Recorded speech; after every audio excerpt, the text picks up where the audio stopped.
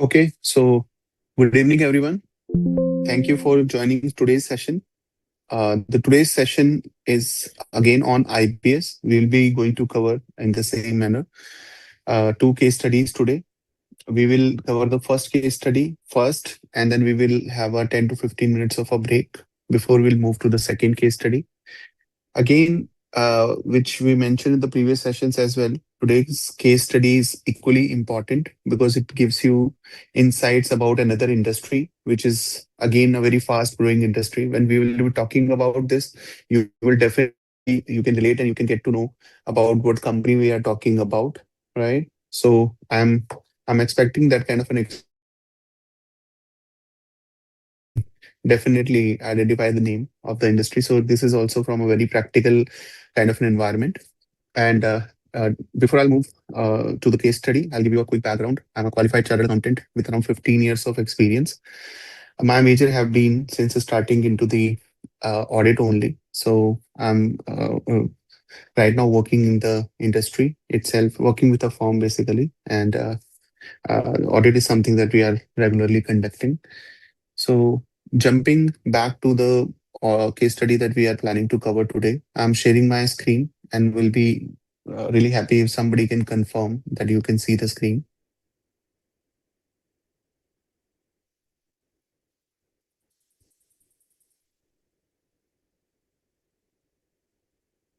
I hope the screen is visible to everyone.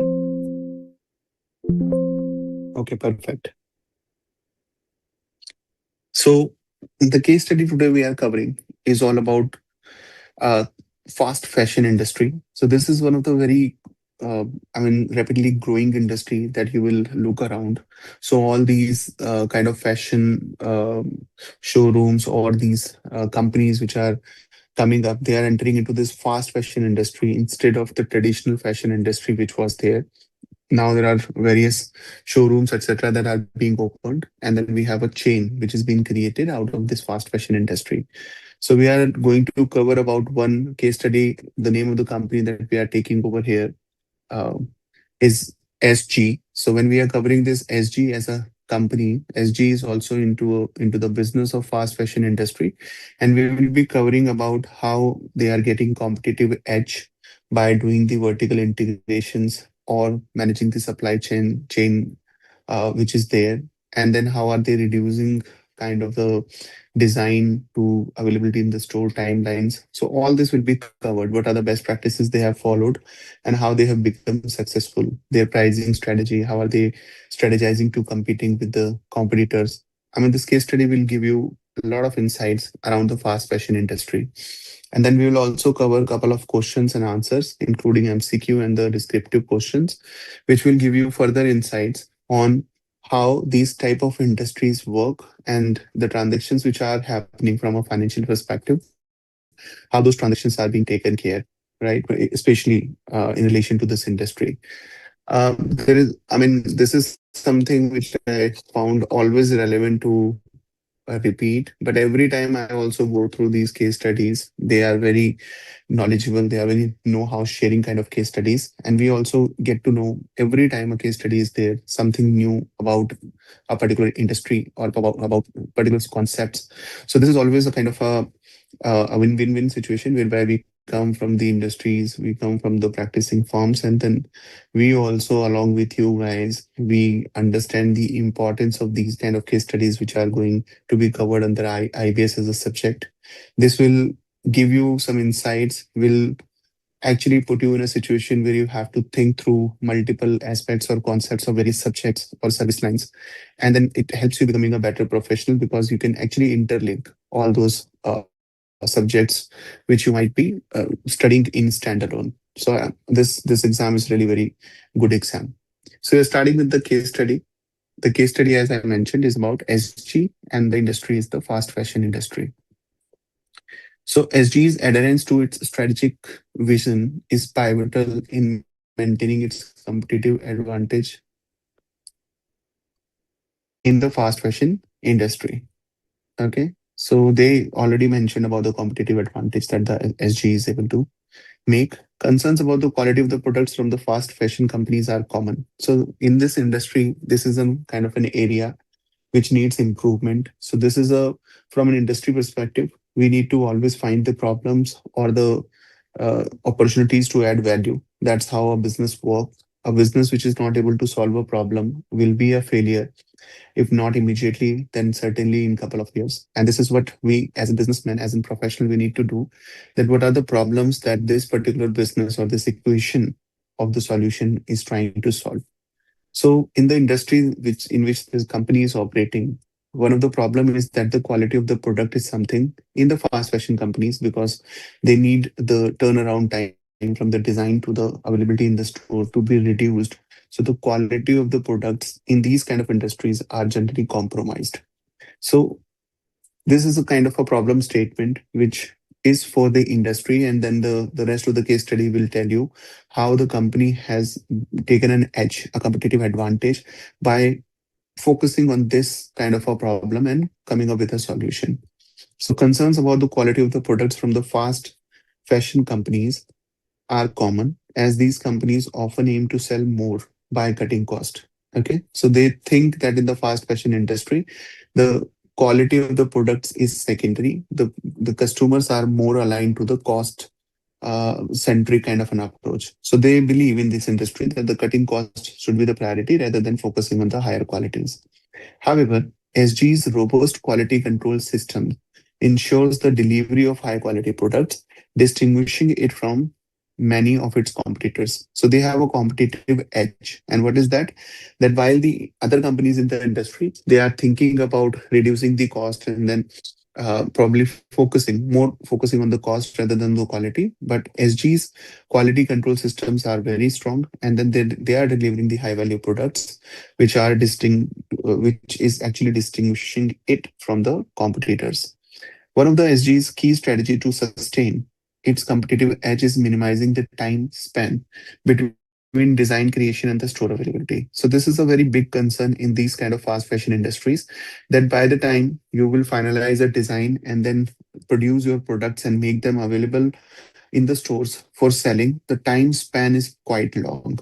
But since this is a fast fashion industry, the fashion is changing very fast outside, and by the time the designs that you have finalized and then they are getting available in the store, there is a high probability they will become not relevant, irrelevant for the market itself. The new trend or the new fashion will pop up.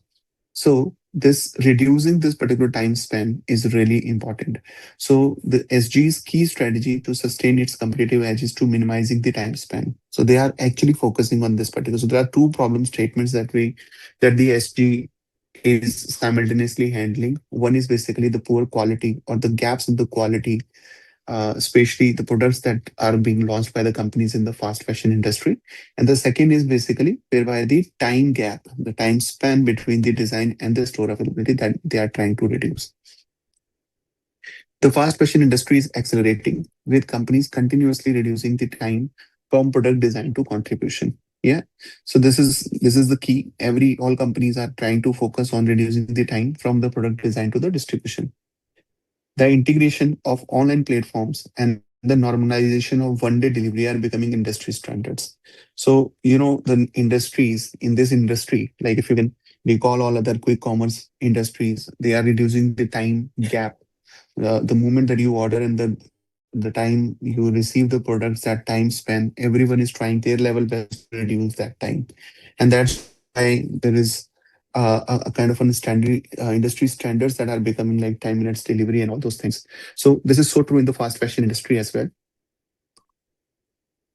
And likewise, like other industries, they are also believing that the integration of online platforms and the normalization of the one-day delivery are the industry standards. So anyone who has no presence on online platforms and they are not able to normalize one-day delivery will be left behind, right? So these are the two specific industry standards which are upcoming or which are trending in the market. SG is committed to keeping pace with these developments to stay competitive. Any company in this industry, they have to be committed, right, to keep the pace with the developments that are happening, that are changing over here. So marketing and communication also play crucial roles. So this is also equally important, that the marketing and communications, they are playing a, just a minute, let me put the DMD. and that will help.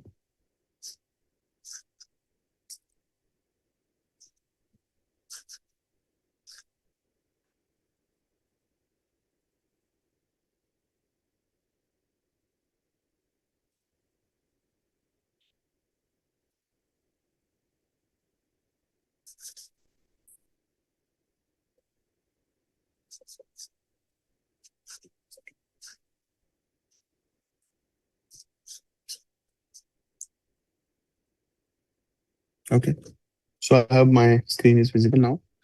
Marketing and communication also plays crucial role. So while we are discussing that the SG is trying to keep the pace with two normal, now the new industry benchmarks, which is one day delivery and the online platforms, they are believing that the marketing and communication is also crucial role, playing a very crucial role. So leveraging information technology, SG can identify customer preferences and reach a broad audience. Okay.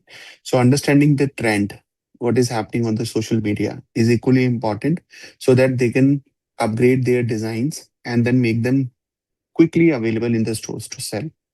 So social media is a significant tool in building relationship with the customers, and SG utilizes these platforms effectively. It also utilizes it for super efficient analysis of what is selling and being said on the social media platform. However, in a highly competitive industry, SG must constantly innovate, focus on quality, pricing, and speed to retain its market position. So there is no doubt. I mean, quality is the first problem statement that they are trying to address. Pricing, obviously, they just cannot because they are targeting that market, which is known as fast fashion industry. So in that market, they just cannot go and compete by increasing the pricing because the customers are very price sensitive. So they have to focus on quality and come up with the price sensitive kind of models. And then they have to reduce the time span, which is, I mean, again and again, we are discussing. SG operates globally.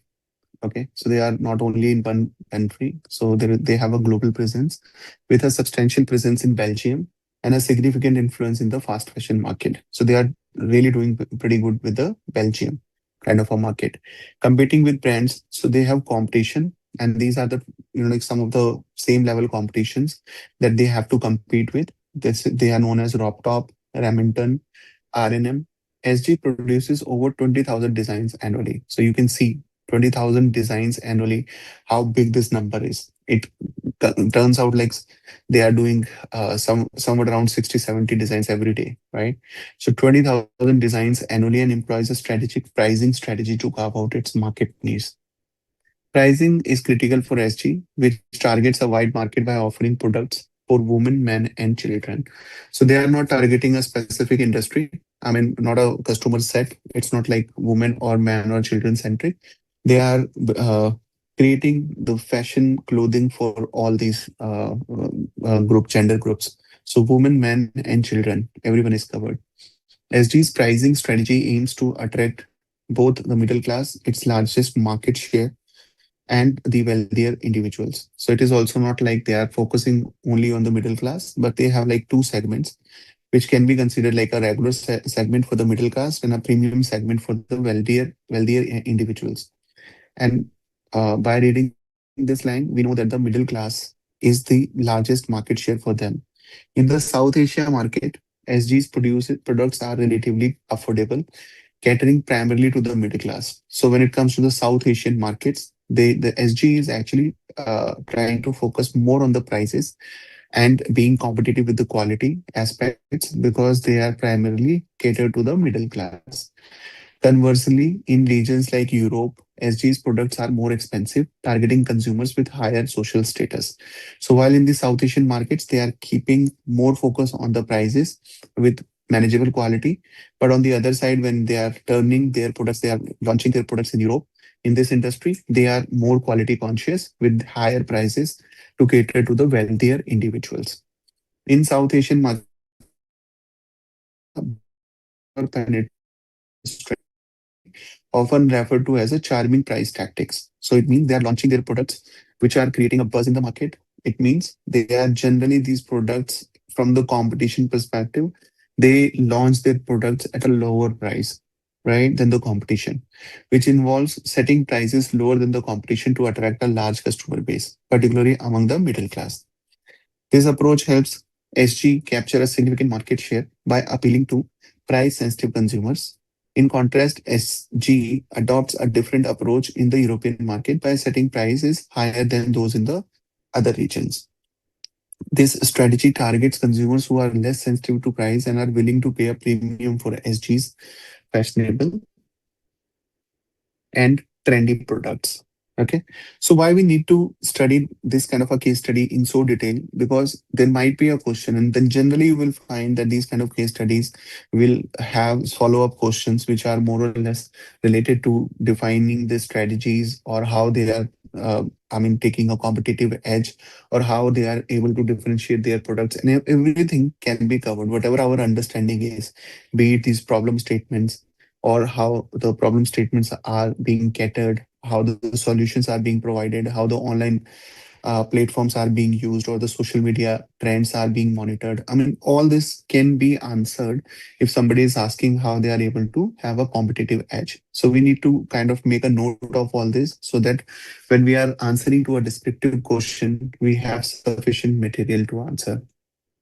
By catering to a wealthier segment that values brand prestige and exclusively SG, effectively maximizes its profits in the Europe. So it seems like the maximum profit that the company is generating, the maximum share is coming from the Europe because the product margins are really nice. Okay. So usually the cost of the products will not go is increasing by launching them in the European markets in comparison to, right? So they are not increasing in parallel to what the price increase is there. So cost and the price, there must be a gap. So the cost is, let us suppose, increasing 10%, the prices at which they are launching it may be 50% as well in comparison to the normal prices, regular prices. That's why they are able to maximize their profits in the European markets. SG's pricing strategy is part of its broader 4Ps marketing mix. So when it comes to the marketing mix, there are 4Ps that we need to be take care. First one is the product. How good your product is when you compare it to the competition. Okay. How your product is able to create a solution to the customer, the problems the customers are facing, or create some value additions in the life. So if you can recall previous sessions, we discussed about the pain and the pain relievers, or the gain creators, right? So that is what your product should be targeting to. But the services or the solutions that you are providing, they should also be come at a competitive price. So it should not be like you are trying to cater a or providing a solution to a problem which customers are not accepting from a price perspective, right? So they might be giving good quality of clothes, but if the price is higher, they will be out of the market. They will not be able to compete. So you have to have your good product and with a competitive price.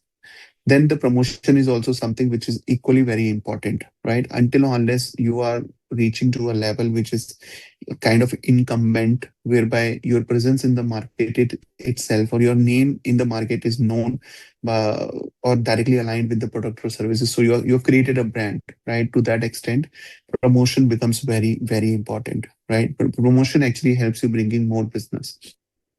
And then the place. Where are you placing it? It's like which continent you are selling, which countries you are selling, and probably which cities you are selling. Okay. So this is, I mean, these are known as the 4Ps of the marketing. And whenever you talk about a case study, generally for any company, how successful they will be or how unsuccessful they will be, it will depend on this product mix, this marketing mix, basically. How good their product is, what level of pricing they are able to set, and what is the promotion kind of stage, and how are they placing their products in the market. With a diverse product range, SG attracts a broad customer base, launching new products regularly to meet changing fashion demands. So, yep, by like you just gone through and they are producing, I mean, 20,000 brands, kind of 20,000 designs in a particular year. So you know how frequently they are changing those designs. So with a diverse product range, SG attracted a broader consumer base. And this, once you are able to set a consumer base, every time you are launching a new product or a new design, this customer base is something which have a trust, right? So they will buy your products. So it becomes a kind of a recurring market. And that's a keen difference between a marketing and a selling. Marketing is all about making or creating awareness about your product in the market, while sales is all about product providing a product or a service which is able to satisfy the customer needs at a competitive price, and this is actually turning into a regular or a repetitive business. So sales is all about having reputations, while marketing is all about creating awareness.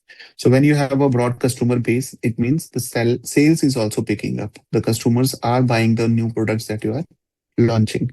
This approach maximizes profit margins by aligning product prices with consumer behavior and preferences. So if you know your target market pretty well, if you know your customer base pretty well, you know you can divide your customer base into a couple of segments, like men, women, and children is three categories that they have already decided. Maybe a further subcategory in each categories, which can be a regular or a premium product. So that is also something that they can finally do. This approach is maximizing. When you know the customer, you know how much your customer is willing to pay and how to reduce the cost. What are the aspects or attributes? And this is how you make profits, right? It's by knowing your customers. SJ has used almost zero advertising and endorsement policy throughout the its entire existence. So zero advertisement and endorsement policy does not mean that they are not advertising. So like in our profession, we always say that your services or your products are itself the biggest way to advertise your company. So in the same manner, they are not spending a lot of money on promotions or advertisements, but obviously they are trying to consider the customer experience, the experience that they are giving to the customer as the biggest advertising tool. So the customers who are buying the products, with the quality of the products and the prices at which they are selling, they think that the customers will refer other customers. So it is, rather than spending that promotion budget in the open market and creating a buzz, they think investing that probably in the customer experience is better, and then these customers will keep on referring to each other. So SG has used almost zero advertisement and endorsement policy throughout its entire existence, preferring to invest a percentage of its revenues in opening new stores instead. So instead of hiring, let us suppose, a brand ambassador or someone, or running those brand promotion campaigns, they finally decided that that budget which they could have spent over there, they will do the spending of this budget probably on opening new stores and enhancing the customer experience by being present in those stores. So it spends a meager 0.8% of the sales on advertising compared to an average of 5% by the competition. So you can realize how big this benefit is. I mean, someone is spending only 0.58%, so they are saving 4.2% of the revenue by not spending it on the promotion. And this 4.2% of the revenue can be given as either as regular or continuous or recurring discounts to the customers, or can be spent on opening new stores or enhancing the customer experience in relation to the existing new stores. So they are actually, if you see, this can be a very big differentiator, very big strategy differentiator for SG in comparison to its competitors. The brand's founder, Mr. Goyal, who is the ninth richest man in the world. So the founder is Mr. Goyal, and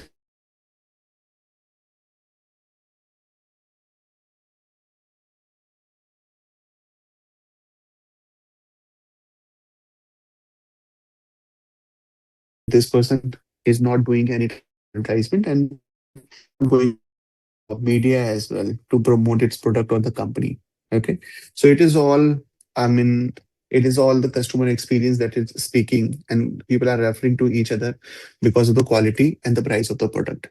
It currently operates in 1,113 retail stores across 93 markets, okay, countries.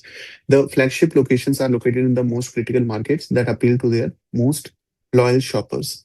SG uses its stores, locations, and store displays as key elements of its marketing strategy.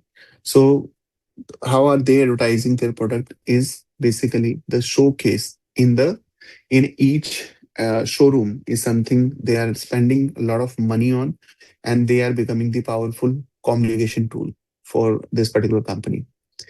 uh, A lot of time and effort is spent designing the window displayed to be artistic and attention grabbing.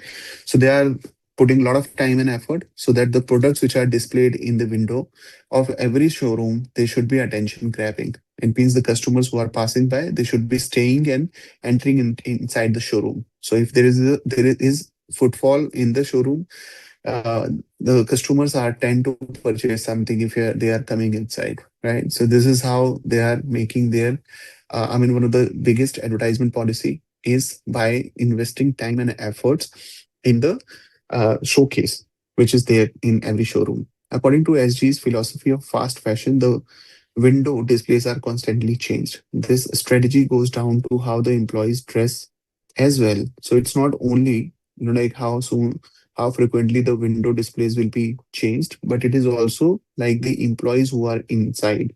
So employees are the ones who will be giving the experience to the customers. So they are saying employees should also be dressing well, right? So the all SG employees are required to wear SG clothes only while working in the stores. But these uniforms may vary across different SG stores to reflect socio-economic differences in the regional regions they were located. So I mean, this is a very good strategy move. So while the uh, showroom agents, etc., they will be wearing SG clothes only, but these SG clothes will, depending on the socio-economic differences, they will be customized accordingly. So if somebody is in India, let us suppose in South India, they will be accordingly they will be designed so that they can fit in the socio-economic requirements. And if they are in Europe, then the things will change. But the uniforms will remain of SG only. SG's pricing strategy and broad product range have given it an advantage over rivals like R&M and Top. If you can recall, there were three competitors that we went through, and these are two competitors on against which the pricing strategy is playing a very big role, enabling global expansion to meet product demands. A company's pricing strategy significantly impacts market presence and revenue returns. No doubt in this. SG's strategy aims to meet consumer needs and outperform competitors to maximize returns. So SG's strategy, a strategy, is something that is aiming to meet the customers' needs and outperforming the competitors to maximize returns. SG, part of the Goel Group, okay, has gained global recognition through its innovative retail strategy. So the pricing strategy is really good. Innovative retail strategy is also good. Unlike many competitors, SG minimizes the time between design conception and store availability to just 2 weeks. Okay, so they are able to reduce it to 2 weeks. So if they are finalizing a design right now, the design will be available in the store to sell for selling in just 2 weeks, which is a very quick kind of a span in this industry, allowing it to respond swiftly to the market demand fluctuations. This agility is enhanced by SG's vertical integration and avoidance of outsourcing, maintaining control over production and quality. So SG is not outsourcing. It means at times companies are finalizing a design and then they are giving it to an outsourced company who is creating the products, and then those products are purchased by the company and being sent to the respective showrooms. But in this case, SG has done a vertical integration. It means from manufacturing all those machines to procuring the raw material for that, and then processing that to build the final product in-house, and then managing the supply chain management as well. So this is known as the vertical integration. I mean, from starting to from end, everything is integrated. Nothing is outsourced. So they are doing a vertical integration, and with the help of vertical integration, they are able to reduce the time spent to 2 weeks, and simultaneously they are able to avoid the outsourcing, etc. arrangements to maintain the quality. So they are having a control over production and quality as well. SG's business model is meticulously designed to maintain its competitive edge in the fast fashion industry. A key element is the short lead time, which we just discussed, which ensures that the SG's products are always aligned with the latest fashion trends. This is complemented by the strategy of reduced risk through limited production runs, allowing SG to quickly pivot away from unpopular designs. Okay. So they are having production runs also, which is kind of minimized in terms of any unpopular design shouldn't be kept on being produced. So they are rightfully aligned with respective departments as well. The company focuses on producing styles rather than mass producing clothes, which helps keep its offerings fresh and desirable. So they are not going into the producing kind of a clothing, which means if they will be doing a mass production, I mean, the cost will be to some extent reduced, but most of the products will become redundant over the period, especially in the fast fashion industry when the things are changing quite frequently. The products may become out of fashion or out of trend, and it means they will be sitting up on an inventory, which at times they have to write off, right? So they are only making styles, producing styles. It means a limited quantity of particular styles will be there so that the rest of the styles that when they are launching, at least the previous inventory is not getting stuck in any of the showrooms. The mass producing clothing, which helps keep its offerings fresh and desirable. Vertical integration with manufacturing based in Asia allows for rapid adjustments in production to meet market demands. Okay, so they have their manufacturing hub also in Asia. It means they are not dependent on anyone for manufacturing. So when the company has in-house manufacturing, the demands that are the rapidly changing market demands can also be catered with the help of this in-house manufacturing function, which is based out of Asia. SG's marketing strategy is innovative, investing in making its products easily accessible rather than relying on traditional advertising methods. The company is highly reactive, swiftly responding to the market demands as they rise, and its emphasis is affordability, offering stylish clothing at reasonable prices. Okay. Interactivity is another crucial aspect as SG closely engages with consumer trends through social media. So they are very interactive. I mean, understanding your customers' behavior or knowing your clients is the key in any business. So they are very interactive on the social media, and then you can see, like nowadays what is happening. All the companies which are growing, they are very active on the social media. They are addressing to any concerns which are raised by the customers over the social medias. You will start getting the responses on the social media comments itself, and then you will be contacted by the companies. So it means they know their customers, they are interacting with the customers, they are understanding the trend which is happening in the market. So interactivity is another crucial aspect as SG closely engages with consumer trends through social media, ensuring that it stays in tune with the customer preferences. The combination of elements creates a dynamic and responsive. Maybe just a minute.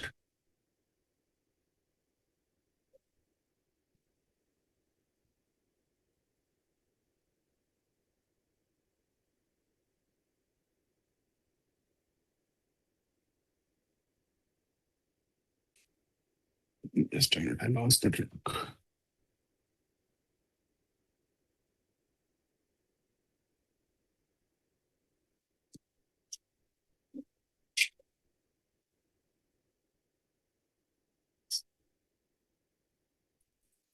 Okay, so interactivity, we are here. We were here actually. Interactivity is another crucial aspect. So SG closely engages with the customers. Aware of SG's recent success is becoming a major player in the global fashion industry, right?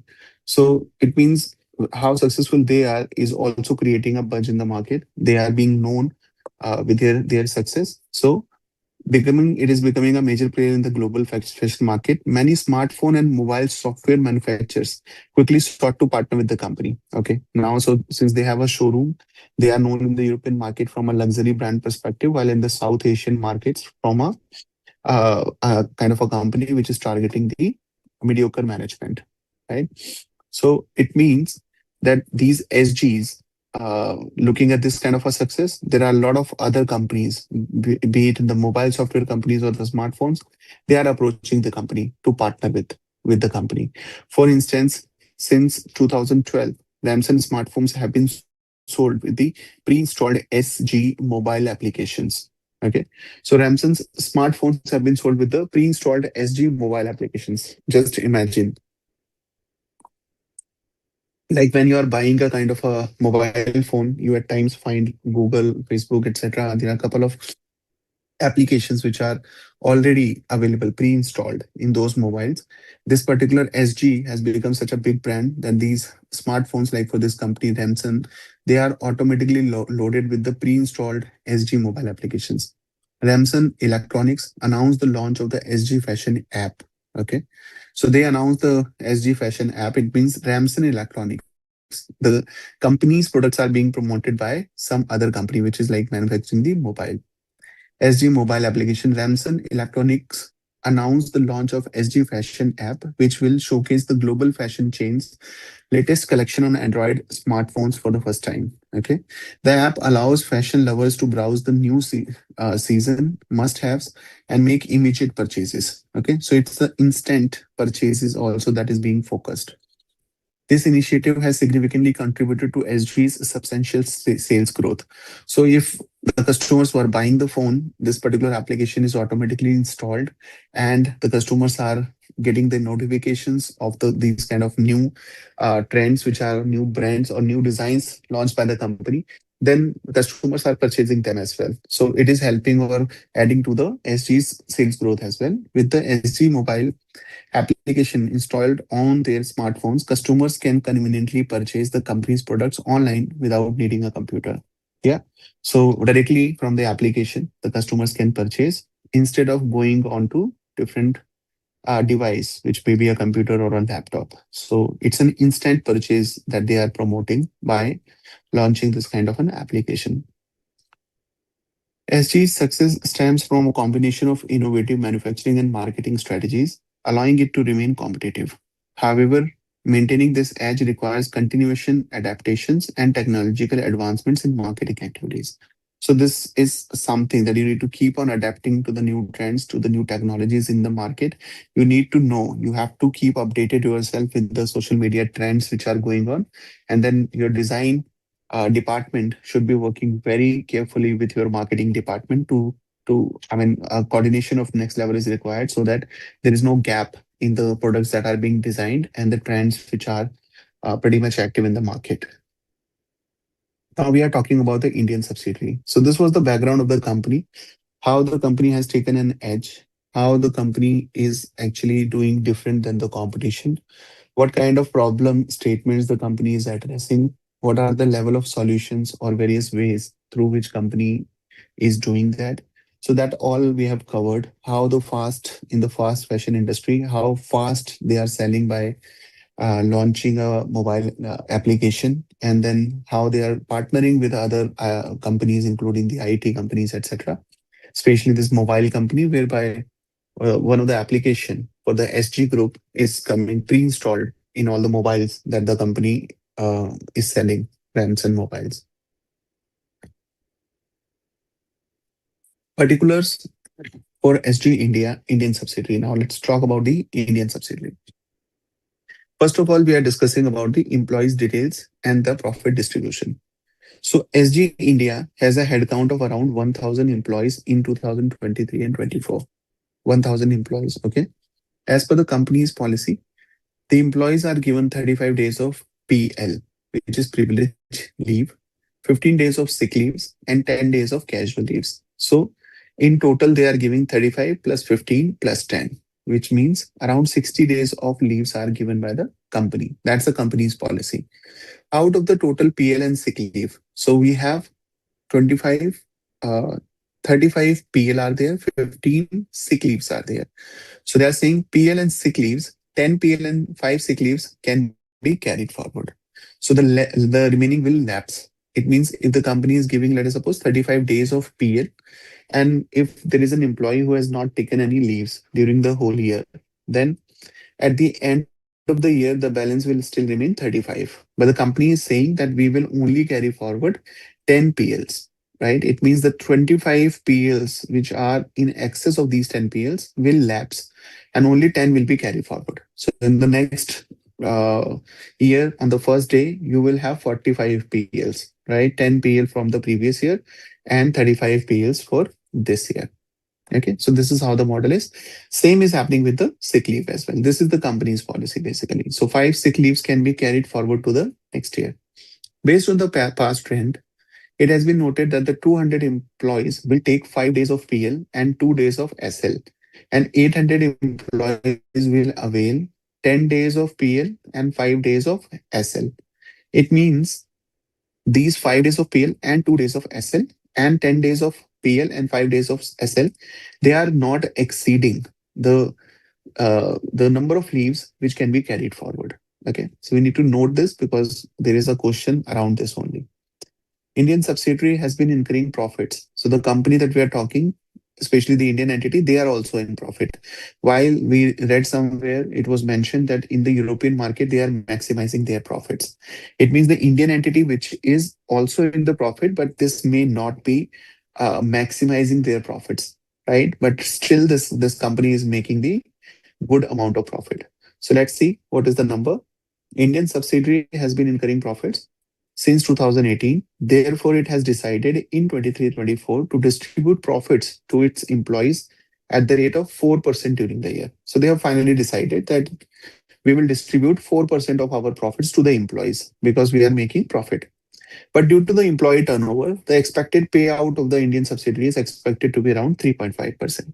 So what happens the day the company is announcing that they will give you uh, profits, they will be distributing the profits, and the day that then they actually distribute it, there is always some turnover around us. I'll say some employee turnover ratio is also there. People are leaving, people are resigning. So the final payout which is expected for the company is 3.5%, even though they announced that we will be giving the 4% of the profit. So when they ended up paying 4% of the profits, they realized, let us suppose 0.5% of the profit that belong to few employees, they already left the organization. So only 3.5% of the expense is there that they are expecting.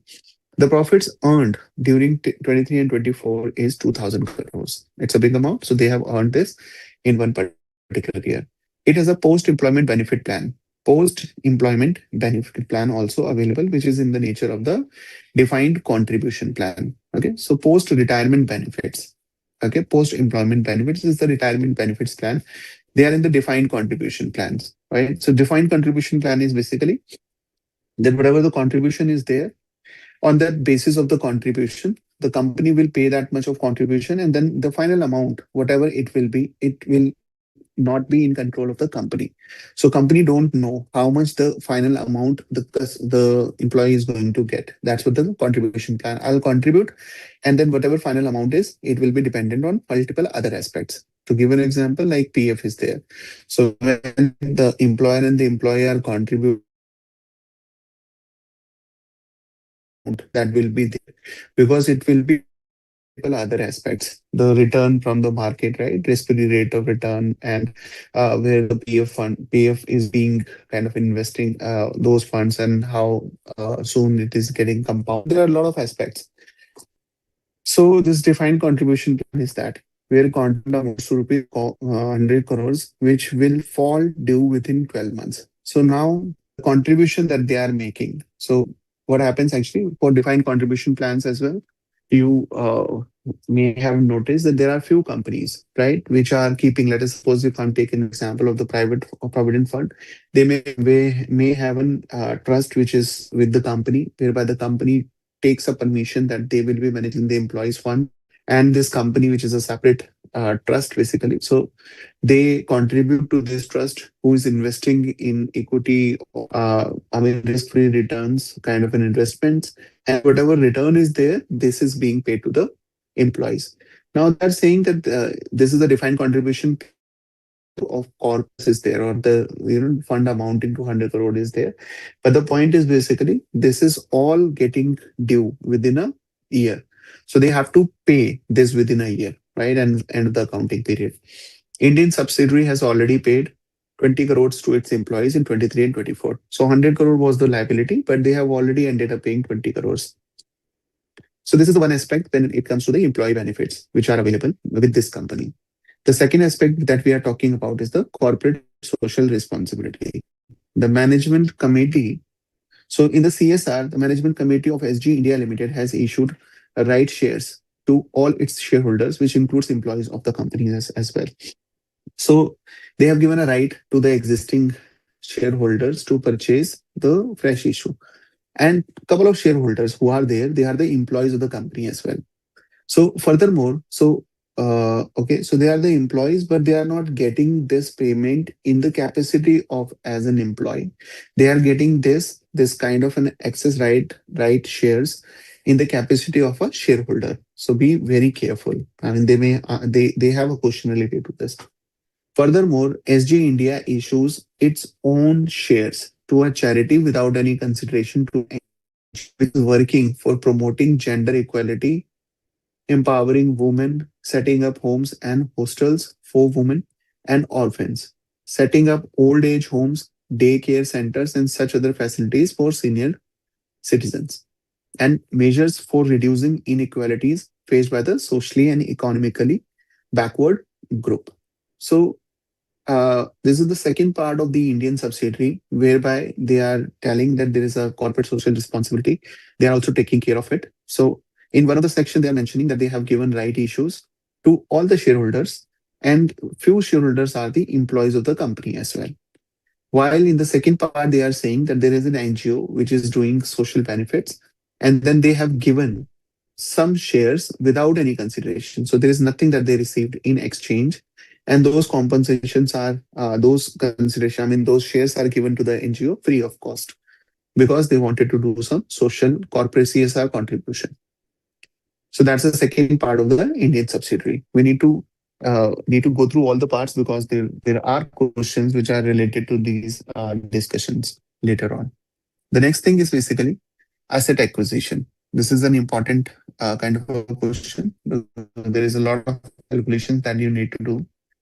So in the asset acquisition, what are they saying is that on 2023, SG India acquired machines for production at Gwalior plant under the funds. So I hope you can recall that they have a manufacturing unit in Asia.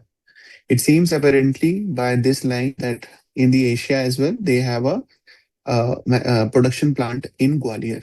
Okay, so they have purchased a machine. Now the details of this purchase are as below.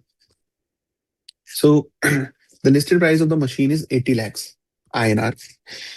The import duty, so they must have imported it from some other country, maybe a specific kind of a machinery.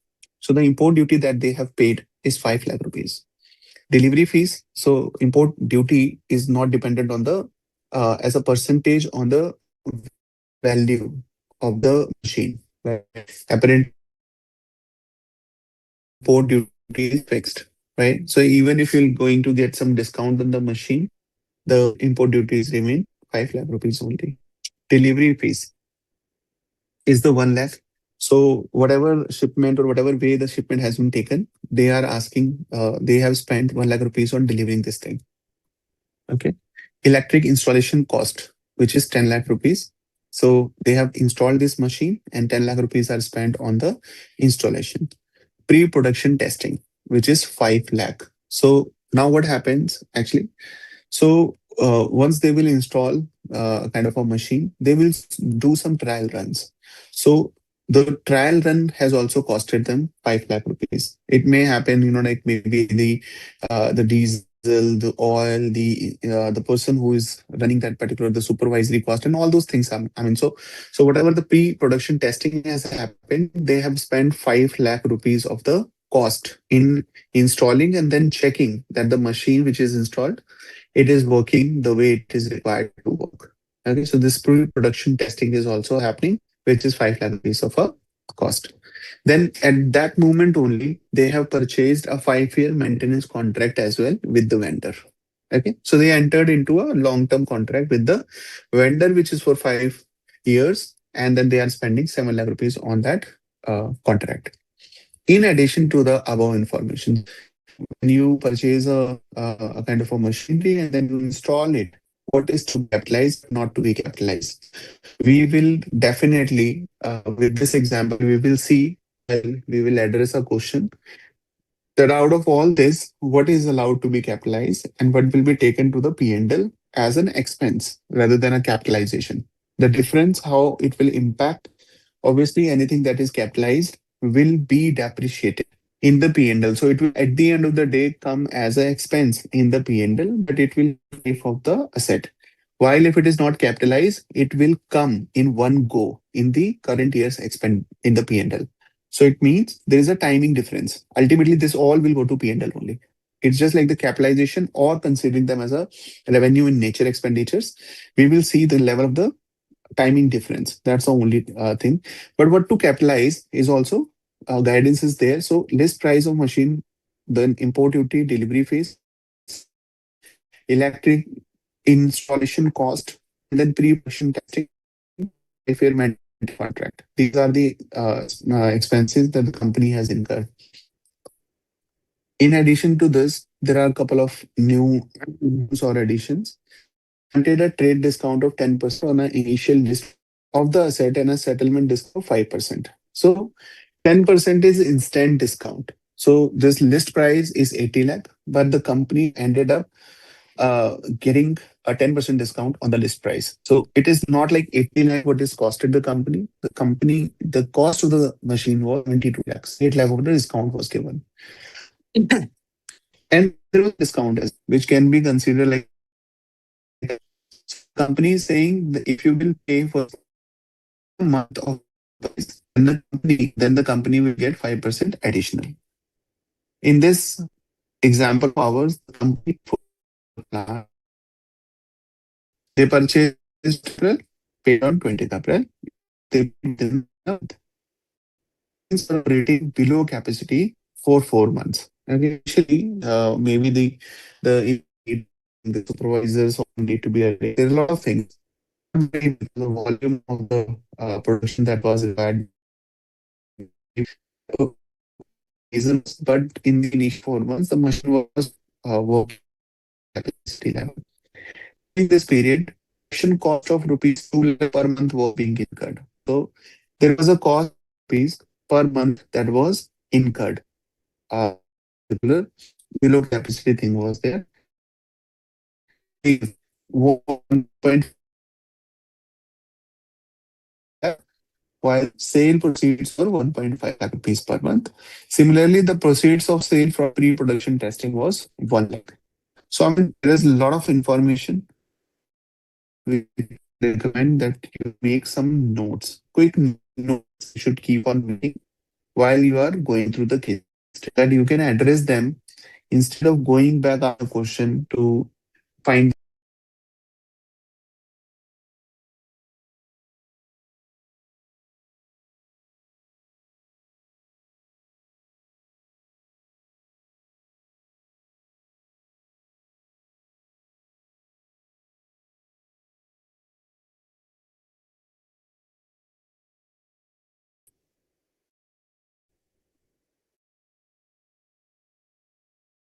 I lost.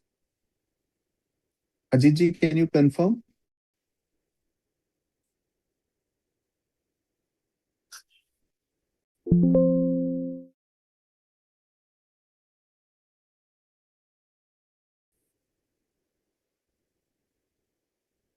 Okay, perfect. So we were discussing about this particular instance. So there are a lot of information which at times become confusing as well, right? So be very careful about this. So if you can recall, like the pre-production testing, it is 5 rupees that they spent. This was the costing of the pre-production. For pre-production, whatever they were able to produce, they were able to 5 rupees against. Okay, so pre-production was 1 lakh. Real estate transaction. And there is another real estate transaction happened. SG India holds a commercial plot in Mumbai, which it intends to sell. Major best broker, a real estate broker with its head office, has been appointed by SG India to find some suitable buyers for the said commercial in Chennai. So SG India have a commercial plot which is in Mumbai, which it intends to sell. Now there is a broker as well, best broker, a real estate broker whose head office is in Mumbai. Right? So they are mainly a USA kind of a company. Has been appointed by the SG India to find some suitable buyers for the said commercial plot in Chennai. I think there's some gap, but anyway, there's a plot basically in India against best broker. Broker is kind of provided, and their head office is in USA, which is situated in a prime location. Best broker identifies Legacy Estate INC. So there is a company which is based out of USA again. So there is a company, Legacy Estate, as the potential buyer. So this company thought this is a potential buyer who will buy this property. It is to be noted that the Legacy Estate INC is controlled from India and hence is a person resident in India under the applicable provisions of the Foreign Exchange Management Act. So they are person resident in India because this particular company is controlled by a unit in India. A deal is finalized and the Legacy Estate INC agreed to purchase the commercial plot for 7 lakh, right? So assuming that $1 is at 84 rupees. According to the agreement, SG India is required to pay commission. So 7% is the brokerage fees, which they have finalized that they will transaction. The transaction amount is 7 USD to mission best for arranging the sale. Commercial plot to Legacy Estate INC and remitted in USD to the head office, that is in US. So there is the company whose head office is in the USA. They will be paying 7 lakh dollars, 7% as the commission, if you can see, to the entity which is in the USA. I mean, this is the case study. There are a couple of things. We went through the background. We understood how the company is placed, what is happening in the company, the competitive advantages that they are doing, the geographical markets that they have, how are they handling their marketing mix of 4 Ps, which is product, promotion, price, right, and promotions. So this is all which is mentioned in this particular case study itself.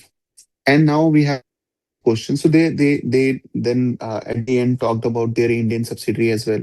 What is the profit that they are making? What is the employee strength they have? I mean, there are a lot of stuff, including one asset capitalization, one thing about the share-based payments, which is more or less like there is charity also that they did by issuing a couple of shares.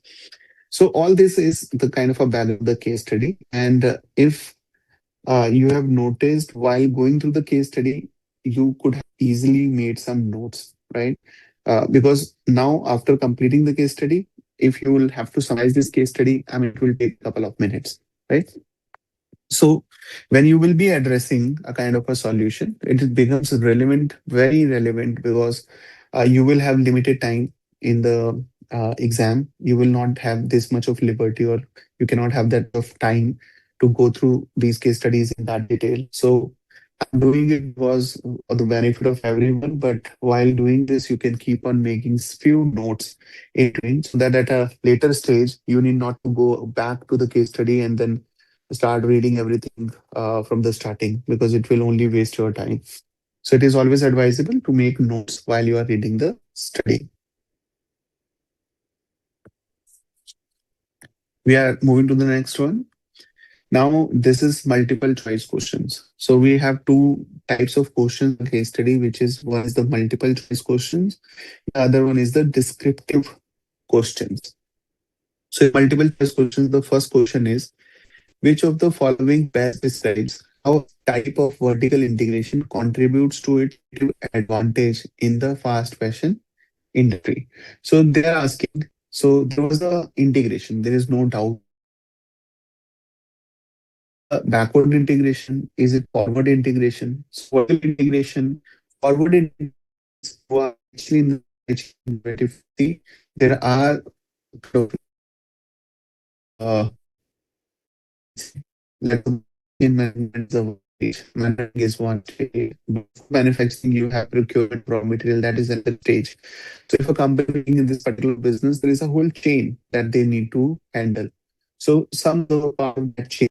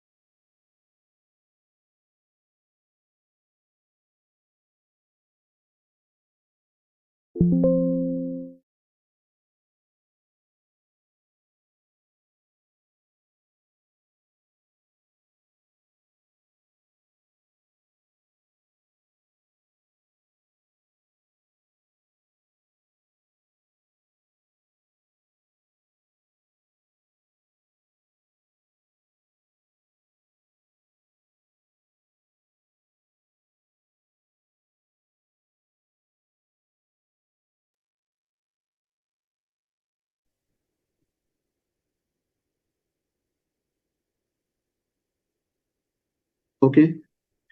Ajiji, am I audible? I don't know, some network issues, it seems.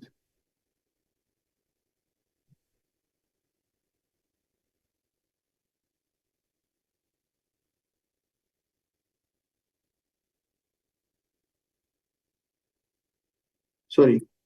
Is it okay? Perfect. So we were talking about this backward vertical integration by maintaining in-house production. So what are they doing? They are doing a backward vertical integration, which is how they are maintaining in-house production team. They are controlling the entire supply chain and allowing for rapid adjustments in production to meet the market demands. So this seems like the most epic, and this is how the company is able to maintain a competitive edge. I'll also keep on showing you the answers so that you at least know that how to draft the answers. Okay. So answer to the multiple questions, C is the correct answer. The reason is SD is backward vertical integration, which involves maintaining in-house production and supply chain control, allows for rapid and flexible production adjustments. This strategy is crucial in fast fashion industry, where quick response to market demands and trends is essential for maintaining a competitive advantage. Okay, we are moving to the second question, which says which of the following does not describe how Kara has maintained their competitive advantages with their focus products. It is basically SG. Okay, so it seems like a typo, but what is that is not. Be very careful. Okay, not. So SG has grown rapidly since its founding, expanding to 1113 stores in 93 markets, making it one of the most successful fashion retail brands in the world. This is a fact which was given in the case study itself. Second is basically SG's success is evident in the profitability of its founder. Mr. Goyal is also there, who is the founder, who is the ninth richest man. So it definitely shows the level of the customer trust and the profitability that the company is having. SG spends only 0.8%. It means the customers are repetitive in nature. They are repetitive customers, even if the company is not investing too much money in the promotion. So SG spends only 0.8% of its sales on advertising compared to an average of 5%, which is in the competition. So that's also a very big kind of an competitive advantage that the company is taking. Third one is basically SG follows a push model in their inventory and supply chain management to maintain its market position. So this is not correct actually. It is not like a push model. Push model is where you are understanding the kind of like your model you're designing and all, and then pushing it in the market, and then doing relevant promotion and marketing and advertisement campaigns to get this product established in the market, while the company has a different strategy, which is kind of a pull model, whereby company is thinking or trend identifying the trends in the market and then going back to their design departments, creating those designs and then launching it by reducing the time span which is there from the designing to availability in the stores. So the D is not the correct kind of a thing. So the answer is D for this. What is not? Now over here in the third part, in the third question, the question is, can the managing director of a region, who is also an employee, be provided a salary? I mean, this is a very simple question, to be very honest. Even if there is a managing director, if they are part of the company, they are, available for the to bear responsibilities. They are there in the company working as an employee. They deserve salary. There is no doubt. So designation does not mean they will not get salary, even if this is a promoter or a founder. But fulfilling those responsibilities of an employee, they deserve a salary, and then they can be paid a salary. So the first is basically no, because MDs are considered part of KMPs. and should be compensated differently, which is not true. Yes, because Ind AS 19 applies to all employees, including those in the management positions. So Ind AS 19 does not differentiate KMPs and the regular employees. It says if you are an employee, then will be applicable, provided they are also employees of the company. No, because Ind AS 19 only covers lower level employees, not senior management. Again, it's not correct. It covers all employees. And the D is yes, but only if the MD salary is disclosed separately from other employee salaries. Okay, there is no compulsion. There is no requirement to represent MD salary separately. There is no requirement as such. So the correct answer is B, whereby yes, because Ind AS 19 applies to all employees, including those in management positions, provided they are also employees of the company. Simple. Then we have D. Now you can recall there was a broker who was based out of USA, and then the company hired him to find a suitable buyer for one of the plot that they had. So there was a company that this particular commission agent was able to find, and the proceeds were 7 lakh USDs, and the company had to pay 7% of the proceeds as commission to this broker. Now the question is asking, enumerate the legal requirements for the remittance of commission by the SG India to measure best broker and recommend the most appropriate legal positions to ensure compliance with the relevant provisions of the FEMA. So it says what is written in the FEMA. If you want to kind of pay a broker some commission in USD, then the FEMA will be applicable. So there are 4 options. The first one is basically there is no requirement of obtaining prior permission of Reserve Bank of India for remittance of commission up to 25,000 by SG India to best broker, but for the balance commission of 24,000. So it means the total commission is 49,000. Okay, 7 lakh rupees of proceeds and 7% is the commission. But they are saying for 25,000 you can pay, but for rest 25,000 you can pay. For the rest of the 24,000 rupees dollars, if you want to make that payment, you have to have a prior permission from the RBI. The second option says there is no requirement of obtaining prior permission of RBI for remittance of commission up to 35,000 by SG India, but for the balance commission of 14,000. So like in the first option they said 25. You don't need any permission. For 24,000, you need permission. In the second option, they are saying 35,000, you don't need a permission, but for 14,000, you need a permission. In the C, there is no requirement of obtaining prior permission of Reserve Bank of India for remittance of entire commission of USD 49,000 by SG India to measure best. So they are saying there is no requirement. And the D, it says it is mandatory to obtain prior permission of Reserve Bank of India for remittance of entire commission of USD 49,000 by SG India to the major best broker. The correct answer is basically D. The reasoning is that the commission which you can pay is only up to 25,000 rupees, not beyond that. That too only if that is not exceeding 5% of the total proceeds. So if it is like 25,000 and up to 25,000, but simultaneously it should not exceed the 5% of the proceeds as well. If these conditions are met, then you need not to take any permission, but otherwise you will need to take a permission. So I'll just open up the solution as well so that you can read the reasoning. I mean, this is important to remember.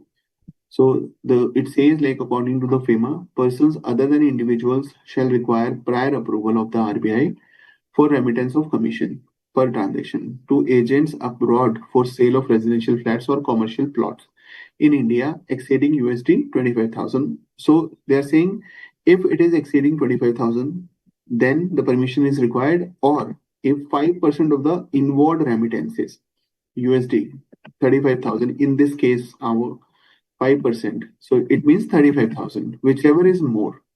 So hence in this case commission is USD 7 lakh into 7%, which is 49,000, which is higher than the USD 35,000 rupees.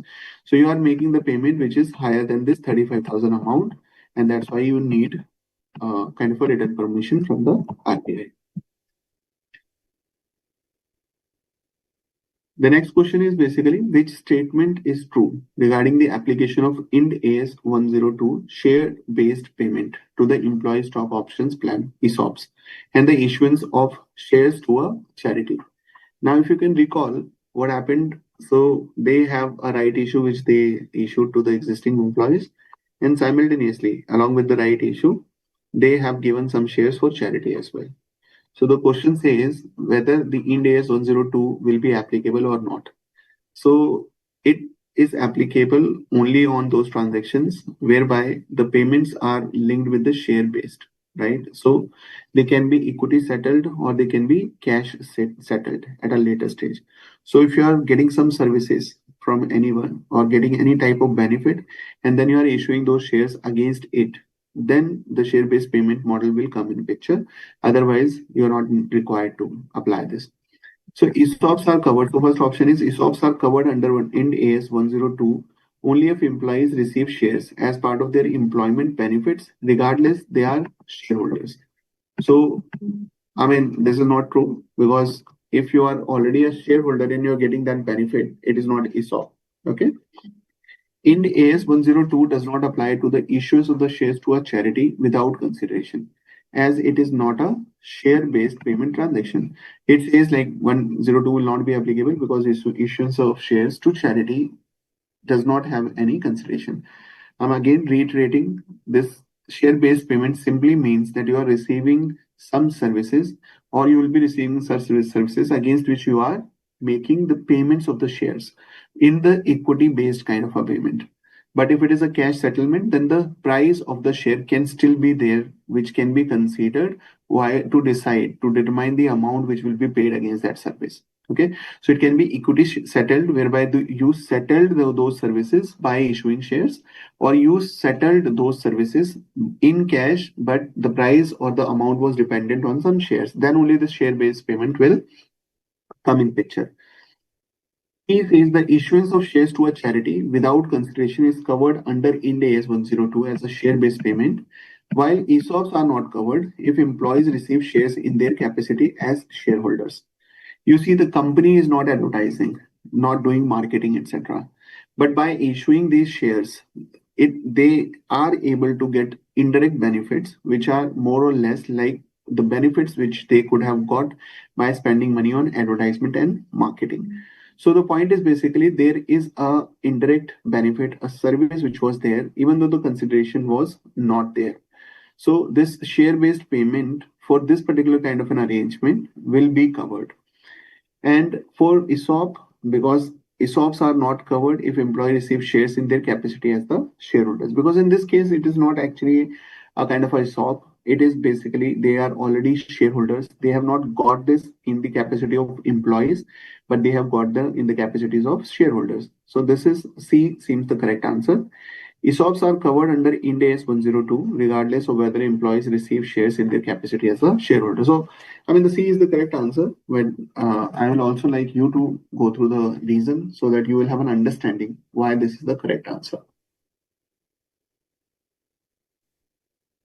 So the reason which is given in the case study solution, since the employees who have received such shares are acting in the capacity of the shareholders and not as the employees, this transaction will not be covered under IND AS 102. Further, entity issuing its own shares to a charity without any consideration will be covered under IND AS 102. This is a share-based payment arrangement covered under IND AS 102, not a share-based payment transaction. So this is simple. That's what we discussed. Now moving to the descriptive questions.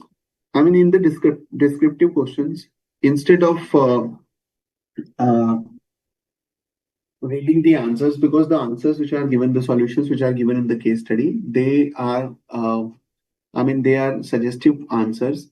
Everyone who is attending these kind of descriptive questions, they may have their way of answering. What, as an ICAI, the expectation is that you will be covering whatever the important attributes are, whatever the important parameters or concepts are, they should be reflected in your answers. Okay, and then your answers should have a kind of a chain, a starting to end, a kind of a wing to wing situation, explanation of the situation. It should be there in your answer. So by reading your answer, we can easily relate to the case study and the facts which are given to you in the case study and the concepts that you are aware. They should be covered in the descriptive questions. So, like one of the question in the descriptive questions is analyze and evaluate how SG's approach to product differentiation contributes to its competitive advantage in the fast fashion industry. So we read this in detail that the product differentiation, be it like choosing the different markets and then launching those products which are price sensitive in the South Asian markets and probably the luxury products or the premium products in the market of Europe, and then how, I mean, different categories are there. So we did discuss everything is in detail, and while mentioning or while giving a descriptive answer, you can cover all this. Okay. How they are, I mean, reducing the time, turnaround time, and everything, vertical integration. So there's a lot of material that you already have. It is just how you'll be presenting it in a flow, I will say, of events, right? So that is what we need from you guys. So while going through the case study, you can make the notes and then you can definitely address these kind of questions. So like as a suggestive answer, it is written, there's SG's rapid design to store turnaround. That is the first advantage that they have. Then the vertical integration, it's also playing a very crucial role. The SG has gained a competitive advantage by selling its clothing exclusively through own retail stores. So it is like vertical integration again. Okay, so whatever is actually there, you have to come up with all this. So fourth is SG has a highly evolved data infrastructure, mobile applications, etc.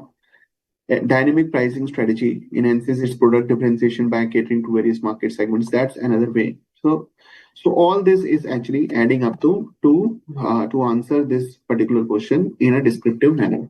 So it is just like the explanation of the case studies in your own words, uh, showing your understanding of the case study, and then putting this in the sequence of events, right? To showcase how this has been kind of the company is able to get the competitive advantage.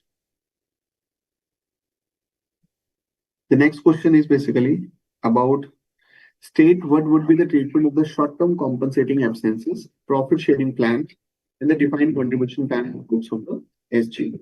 Also state what would be the treatment. So first portion of the question says that what would be the treatment of the short-term compensating absences?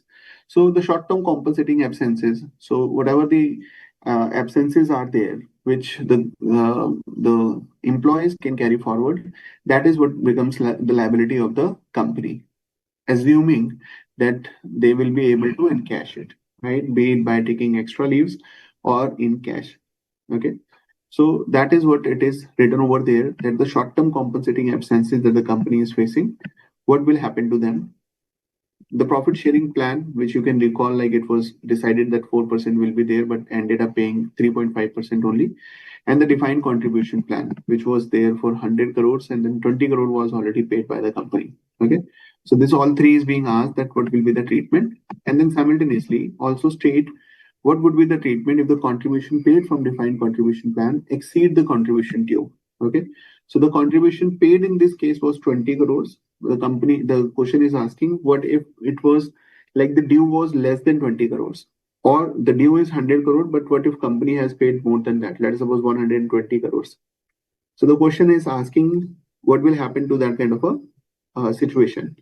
And the third one is this, further determine what would be the accounting if the payment from defined contribution plan does not fall due within the 12 months from the end of the accounting period. So let us suppose this contribution plans amount which is going to be due in our scenario in 12 months, but let us suppose if it is not due in 12 months. So these kind of contribution plans, the company, when they have these kind of plans, there is a time, like for some couple of plans they may be like at a retirement they will need to make the payments. So when they will be recognizing a liability today, right, they need to know at the future how much they will be paying. So in those cases, they need to kind of just discount. So I'll quickly take you to the solution, but I think you all know the answers because this will become instant kind of an expense in the liability. The profit sharing plan, it will be recognized as an expense with 3.5% instead of 4%, because 3.5% is the right amount. That is the actual payout by the company, and the defined contribution plan is again that 100 crore and 20 crore is also kind of reduced. So the remaining 80 crores will be there in the books as a liability and expense. Also state what would be the treatment if the contribution paid from defined. If it will exceed, it will be kind of an advance payment. It will become an asset of the company. And the last portion says if it is after 12 months, then we have to discount this. Generally, the discounting happens in with respect to the risk-free rate of return. But in such situations, you can involve an actuarial valuation as well. I've seen companies practically doing this using a report of an actuary as well, wherever required.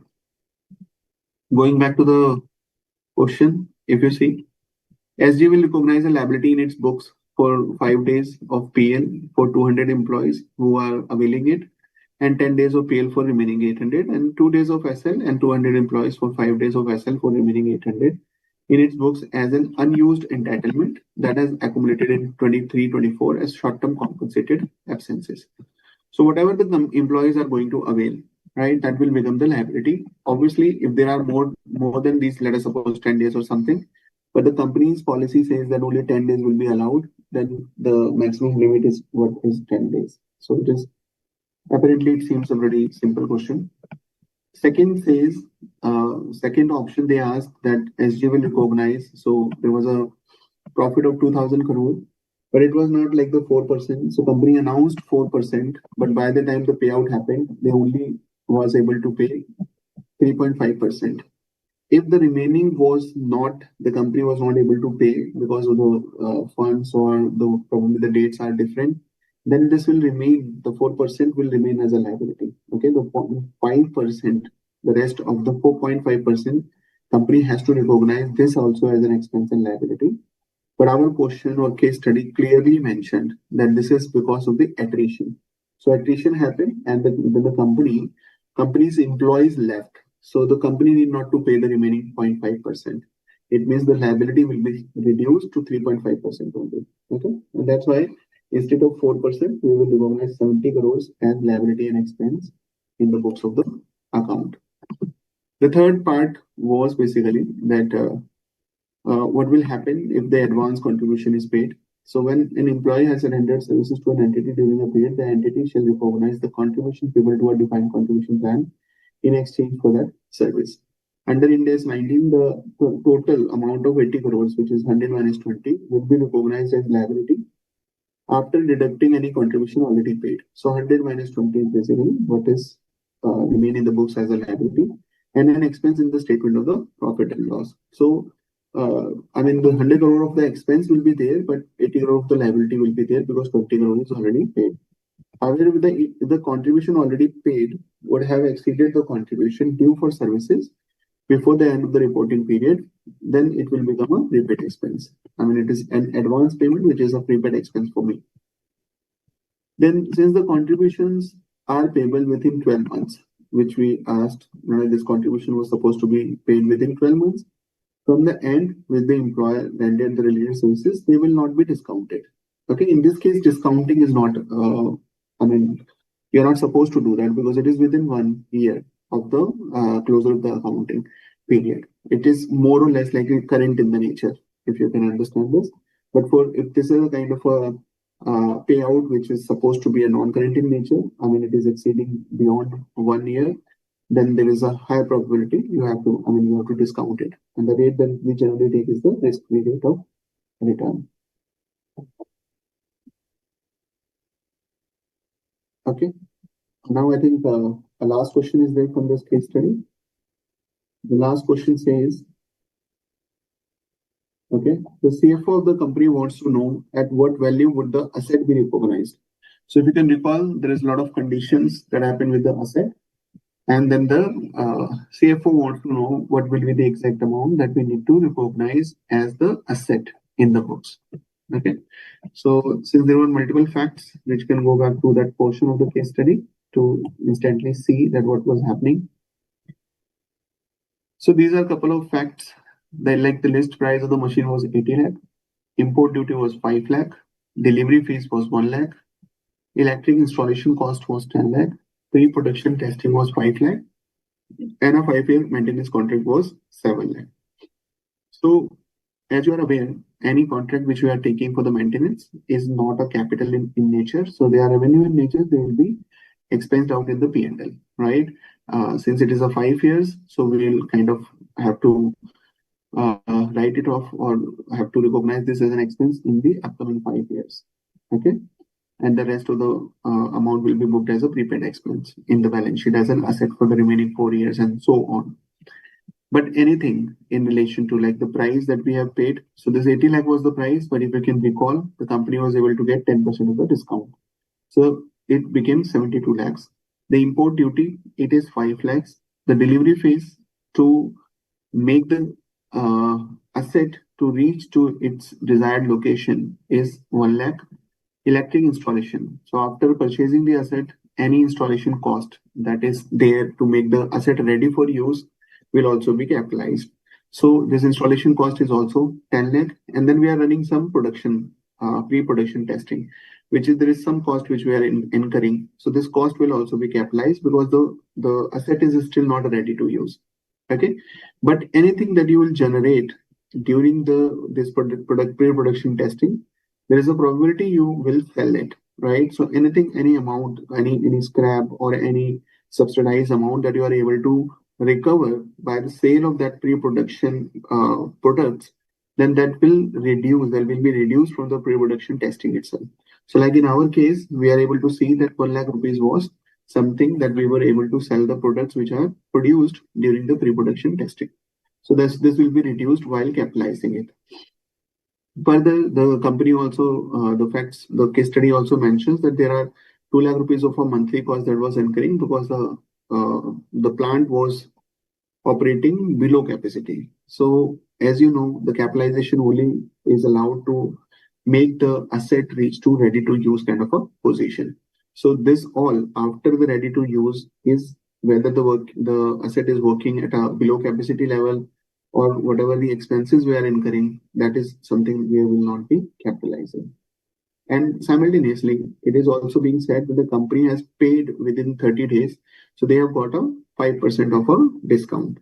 Now, you see, this is a cash discount. This cash discount the company got after putting the machine into the ready to use kind of a position. So if the company is getting a cash discount, this cash discount will become another income. It is like the kind of like the discount received while making the payment instead of it is getting netted off from the machine itself. So let's go back and see how the asset will be recognized in the books. So in accordance with the Ind AS 16, all costs required to bring an asset to its present location and condition for its intended use should be capitalized. Therefore, the initial purchase price of the asset should be, we have list price of 80 lakh, trade discount is 8 lakh, 72 is the net amount which is there, which needs to be capitalized. Import duty is 5 lakh, delivery fees is 1 lakh, electric installation cost 10 lakh, and this is what I mentioned, the 5 lakh was the pre-production testing, but it will be netted off from sale proceeds of 1 lakh. So 4 lakh is the net amount, net of the pre-production costing. So the total amount that will be recognized is this much. Okay, the total of all this. It means the maintenance contract of 5 years, the amount was paid 7 lakh rupees. It will not be capitalized because it is just a maintenance contract. So this 7 lakh rupees that we have paid will be recognized as prepaid expense and will be kind of expensed out in the P&L in the next 5 years. In addition, there is a settlement discount also that the company received, that 72 lakh rupees, and then they were able to pay it quite early. So 5% was extra discount. And this 5% extra will become other income in the profit and loss. Okay, because this is not something which is there while we received to kind of bring the asset in the current position. The operating loss incurred after commercial launch cannot be capitalized. So it is not allowed. If this is any loss that is incurring, it will go directly to the P&L. Hence, those figures are being ignored. So this is what I was telling. I mean, if this is happening, it will bring only the kind of timing difference. Principally, if you will see, anything that will be capitalized will be depreciated as an expense in the P&L over the useful life of the asset. But if it is like an expense, it is revenue nature expense, it will be expensed out in the same year. So that's the only difference. But yes, there is an Ind AS SOLA which helps you determining what is to be capitalized and what is not to be capitalized, and we have to stick to the guidance or the know-how provided by the Ind AS 16 in terms of deciding the amounts that we are going to capitalize. Okay, so I think this was the end of the first case study, and we can take a break for maybe 15 minutes, and then we will come back to start the second case study for today.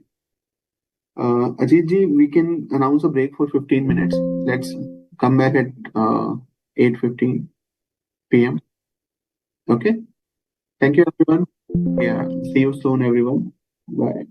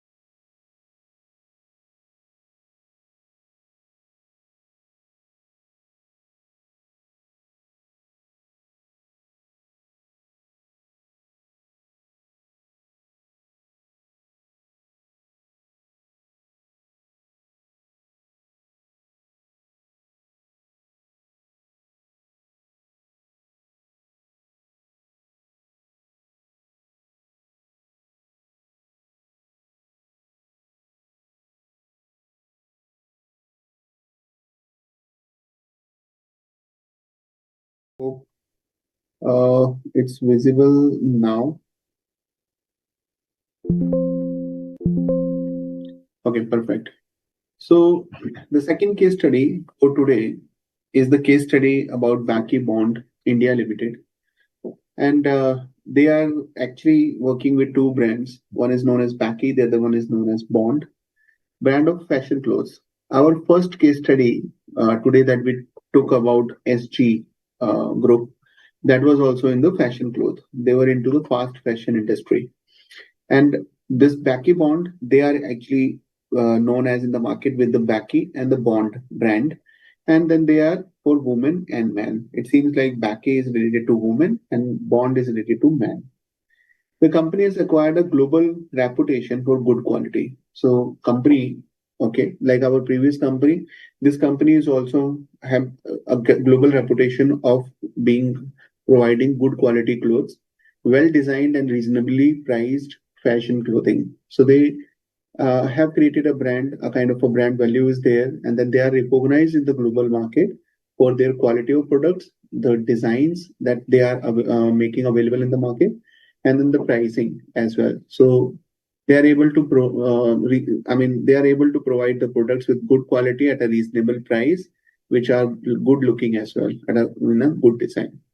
Like other fashion clothing companies, that Baky Bond continually design and produce new clothes for the fashion market. During the course of 1 year, the company produces over 15,000 new fashion designs. The company produces over 15,000 new fashion designs, right? So if you can recall, I mean, the number of designs are running into thousands for all the brands which are available in the fashion industry, and it has a large team of fashion designers. So a lot of people who are fashion designers, they are working for this company. The company's top designers, who are based in Paris and Moscow, have an international reputation. Okay, so the top designers, they are known in the designing industry as well. So they have actually hired the right talent to be famous in this particular market. And this kind of like the reputation of the designers as well, and the company they are associated with, this all gives them an edge in terms of being globally reputed in this particular industry. These top designers bring international acclaim and expertise, further enriching the brand's appeal and global market presence. Okay.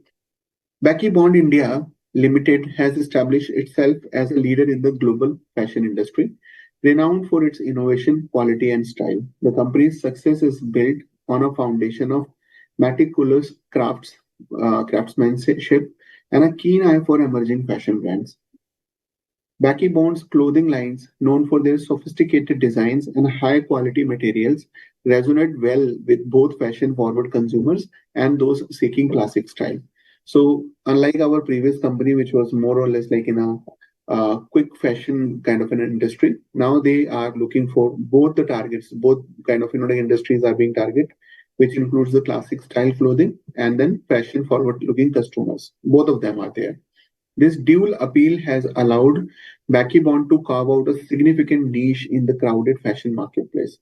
Baky Bond is not just a clothing manufacturer, but it is a trend setter in the fashion industry. So it is not like they are just designing, but they are setting the trend as well. So it's not like the previous company. I'm just kind of comparing because they are in the same kind of an industry. But while the previous company was following a pull model, whereby they were going in the market, understanding the trend from the social media, etc., giving that design to their designers, launching and manufacturing, or I mean, I'll say producing those products, and then reducing the time spent so that they can easily, instantly reach out into the customer, reach out to the customer's hand. This company, they are on the other side, they are actually the trendsetters. So there might be a kind of a push policy that they have. So they are setting a kind of a trend in the market by pushing those products in the market, and then the market will start following whatever products they have. Baky Bond is not just a clothing, but they are the trendsetter in the fashion industry. By hosting fashion shows in major cities around the world and participating in international fashion weeks, Baky Bond showcases its latest designs to global audiences, influencing fashion trends and setting new standards in design excellence. Okay, so how they actually showcase that their best to the designs. They participate in various fashion weeks, be it the international or at a world level. Baky Bonds, they showcase their latest designs in to the global audiences using these fashion weeks. Okay, now the company's distribution strategy is as robust as its design capabilities. So they are doing really good with the designing capabilities. They have the most reputed designers as well. But then simultaneously, their distribution strategy is equally important, and that is what the company has a control on. So the company's distribution strategy is as robust as its designing capabilities. Baky Bond primarily sells its products through a network of retail stores, some of which are company managed, ensuring a consistent retail experience that aligns closely with the brand's identity. So they are selling their products through a network of retail stores. All these industries where these kind of products are there, which are kind of trendsetters, generally people are selling them from a store only. So like for this kind of an industry and for this company as well, they have a network of retail stores which are used to sell their products, some of which are company managed, ensuring a consistent retail experience that aligns closely with the brand's identity. It means some of our kind of company managed. It means they have given franchisees to maybe for some stores as well. In addition to these dedicated stores, the company also partners with major departmental stores, securing dedicated spaces to reach a broader audience. Okay, so it's not only they are selling through their own showrooms, but they have partnered with some departmental stores as well, major ones, whereby they are placing their products, which are accessible by the customers of those departmental stores as well. This dual channel retail approach allows Baky Bond to maintain strong control over its brand while also benefiting from the extensive foot traffic and customer base of large retail establishments. Okay, so the footfall which is there in those departmental stores, they are benefiting from that footfall as well. So when the customer is going there and checking their products, they are able to sell it through the departmental stores as well. Currently, the company operates its own retail stores with the number increasing each year. With while its presence in the departmental stores is declining annually. So maybe the company is trying to have more of its own retail stores and then reducing the kind of like department store dependency over the period. Most of these stores are located in Mumbai. Sales from Pune currently account for less than 10% of the company's total sales. Okay. So while these are located in Mumbai, the Pune store, the Pune as a city, the kind of company's total sale is only 10%, less than even 10%, right, from this particular part of the city. As a prototype, the company has also established e-shops for online selling. So, nowadays having an e-shop is also very important. So they have established e-shops as well for online shopping. Baky Bond India Limited stands as one of the India's leading branded fashion and lifestyle entities with an impressive portfolio of top fashion brands. As the country's leading pure play fashion powerhouse, the company commands over 10.8 million square feet of retail space. Okay, so this is the retail space that they have. This strong and vast infrastructure ensures that the company meet the growing needs of expanding base of brand concise consumers. Okay, so they have, space where they can grow. They have enough space available with them to showcase or open showrooms and to showcase the products, the quality of the products that they have. The performance of company in FY 22-23 is a testament to resilience and determination. After weathering the impacts of the pandemic for 2 years, Baky Bond India Limited have made significant strides in both expansion and sales growth, surpassing the previous year's figure despite the macro economic challenges and that dampened demand in the fiscal year's second half. The success has been driven by a targeted approach to growth, prioritizing distribution expansion, product innovation, customer engagement, and brand enhancement. The company's last year revenue witnessed a 53% year-on-year growth and EBITDA grown by 34% over the last year. So these are some very crucial numbers. So it shows like this particular industry got impacted because of the COVID in between. The impact remained on the company as well for like 2 years, and then slowly company started overcoming that impact and started progressing as well in the right direction. The company's last year revenue, there is a good amount of jump, which is 53% year-on-year growth, and EBITDA also grow by 34% over the last year.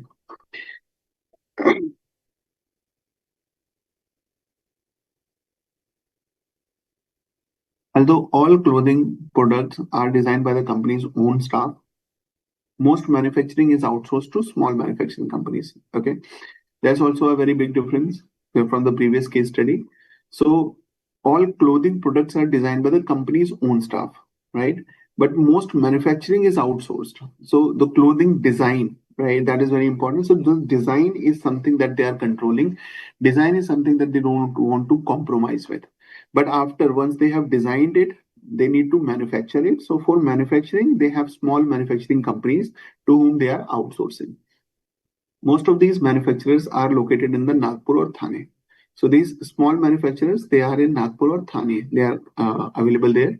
The company's policy of relying on large number of small suppliers has been successful in the past. The company's policy have been successful till now. But more recently, there has been disagreements with a number of the suppliers who have been demanding higher prices for their work due to increases in their own cost. Okay, so these small manufacturers, now a problem with them or this outsourcing kind of a model that the company is facing, that the cost of the manufacturers have increased, and then they want to share that burden of that cost to the company, with the company as well. So they are asking for or demanding for the higher prices for their work. This is a kind of a problem that the company is going through, and there are many such manufacturers who are raising this demand. The rising prices of cotton and fuel in particular have been a cause of concern for manufacturers. Now, so one side, the outsourced manufacturers, these companies, they are increasing their price for the company. On the other side, the company is also facing a challenge that the raw material, the prices of cotton and fuel, that has also increased. Okay, so that is also concerning for the company.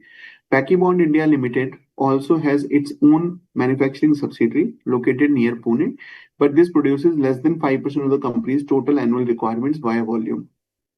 So if you see, 95% of the total volume of the company is outsourced. Okay, so there are two challenges which are mentioned in this para. One is basically the higher prices demand that is raised by the manufacturers, which is the contractors basically, or outsourced companies. On the other side, the company is also facing rising prices over the cotton and the fuel.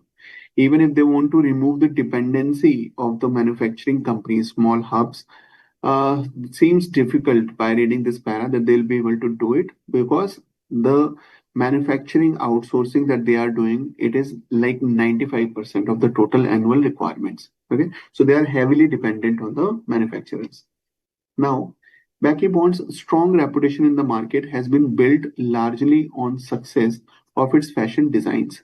So Baky Bond is more famous. It's the design which is actually a differentiating factor, maybe a kind of like USP for the company. So the company is able to sell the products basis the design. The company displays its fashions regularly at the major fashion fairs around the world, and its design team members are continually searching for new fashion ideas. Most fashion products are designed in advance of each season, and there are 4 fashion seasons each year. Okay, so it is not like the companies making the designs on the basis of the seasons that are there, but they are planning, they are predicting the seasons requirements in advance and then designing those products in advance, so that by the time that season will be there, they should be ready with their design of the products. Orders are placed with manufacturers, and the manufactured items are delivered to a central distribution center. The company operates near Pune.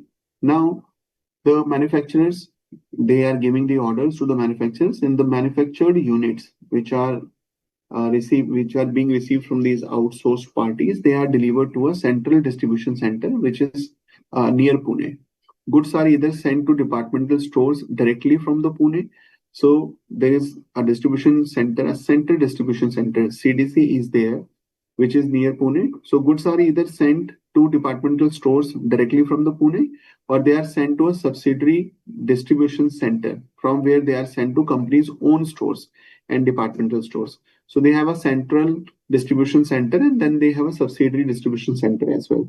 So either they are sending the goods directly from the distribution center, or they are sending it to subsidiary distribution center, and then the subsidiary distribution center is sending it ahead to other departmental stores. However, many department stores reduced their pre-orders of items in 24-25 and placed additional orders with the company later in the fashion season when they knew what items were selling well and which are not. So how these stores are behaving. So instead of sending the pre-orders to the company, they are placing small requests, and then they are checking the customer behavior. And then they are increasing the demand only for those products for which the customer attraction is there, for which which are being demanded by the customer. The company's design team have been experimenting with a new just-in-time system of purchasing and production for some of the fashion items. This JIT system is similar to the system used by the international fashion goods producers. With this system, only limited quantities of products are manufactured for the start of each season. Members of the sales team in each region check the strength of demand for each product and inform head office in Pune which products are selling well and which are selling badly. So what they do, they are also coming up with a JIT kind of a model. So in the same manner like the showroom or the departmental stores, they are placing small requests and identifying the customer behavior, and then thereafter they are placing higher orders. In the same manner, company also have this kind of a model whereby they are introducing new designs in a smaller quantities, and once they are able to establish that what products are being sold in the market, what is the design pattern and what is customers likings are, then accordingly they are enhancing that manufacturing. They are increasing the manufacturing of only those products which are selling well in the market. Then orders for additional quantities of the popular items are then placed with manufacturers and distributed as quickly as possible to meet the sales demand. So you can understand, if there is a store, departmental store, who have tried and tested all the designs available, and then they finally come up with, like, out of 10 there are 3 designs which are pretty popular in the customers, then they will be raising higher demand for those 3 products. And since the company at the back end is not manufacturing all the designs, they are also trying to learn from the customer behavior, and they are waiting how the trend is getting set in the market. So if they will receive this kind of an additional demand at a last stage, it will become very difficult for them to fulfill the order, especially when the dependency on the contractors are there. Those manufacturing outsourced manufacturing units are there. Experiments with this JIT model, purchasing manufacturing system, have been only partially successful. Okay, due to the long lead time between placing orders with small manufacturers and getting delivery into the distribution center near Pune. So this just in time, basically, when it is the time, we will only manufacture them. Right. This is what the just in time model is, but this is not working. I mean, very much in the favor of the company, because we saw in the previous case study as well that one of the biggest competitive edge of the company was to reduce the time span between the design and the availability in the showroom. But in this just-in-time model, the time span is getting increased.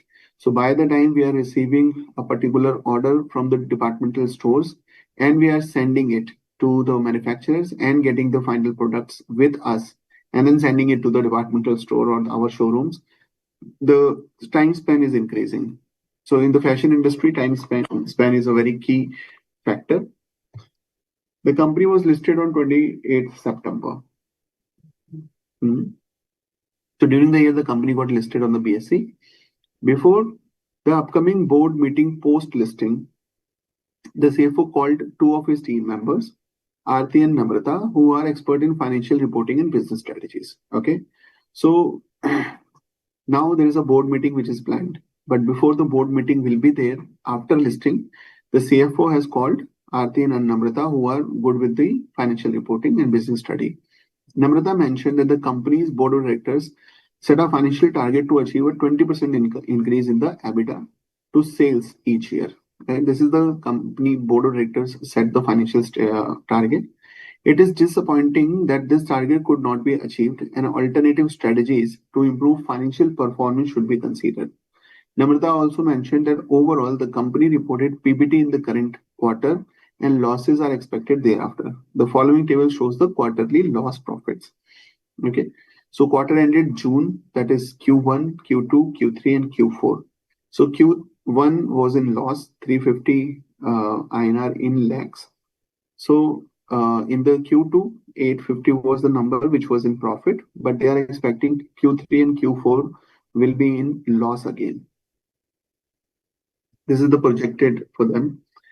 Namrata further mentioned that SEBI LODR regulations 2015 have prescribed a format for submitting financial results. Namrata has prepared the financial results as follow. So this is the format which is used by Namrata. So the company was not listed in these periods. Okay, but this is, I mean, how like the segment reporting is being done. The comparative financial informations are being presented. So this is the format which is used by the Namrata. So she's saying quarter ended September 23, quarter ended June 23, quarter ended September 22, and then YTD September 22, and year end March 31st, 2023. So I mean, all the star years, because this is got listed on September 23 only.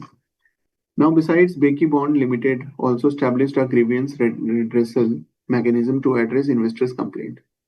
It mandated the filing of a statement detailing these complaints, as well as other corporate governance requirements, and the submission of quarterly statements to the stock exchange covering matters related to public issues, right issues, preferential issues, etc. in November 23. Okay, so grievance redressal mechanism is also there, and the investors' complaint and their status. That is what the number of complaints, etc. they receive. They also need to file this. Aarti mentioned that the Pune has been identified as an important region for future growth, because Pune was something that was less than 10%, what I can recall, of the sales. So they believe that the Pune can be a good, can bring some good future growth. But there are possibilities for further expansion in Mumbai as well, as their disposable income have improved. Okay, so the customers' income have increased. So they are thinking that Mumbai can also further expand. And Pune, obviously, because of the current market share, they have this particular potential. They can be increased. The design director believes that the company should review its product range and change the emphasis of its sales efforts from some products to others. Okay, so the design director they actually mentioned that the product range, and there's some customization, some changes in that product range. They recommended that they are saying that some products should be dropped, or the circulation should be reduced, and the other products should be increased depending on the design of the products. This is the opinion of a design director.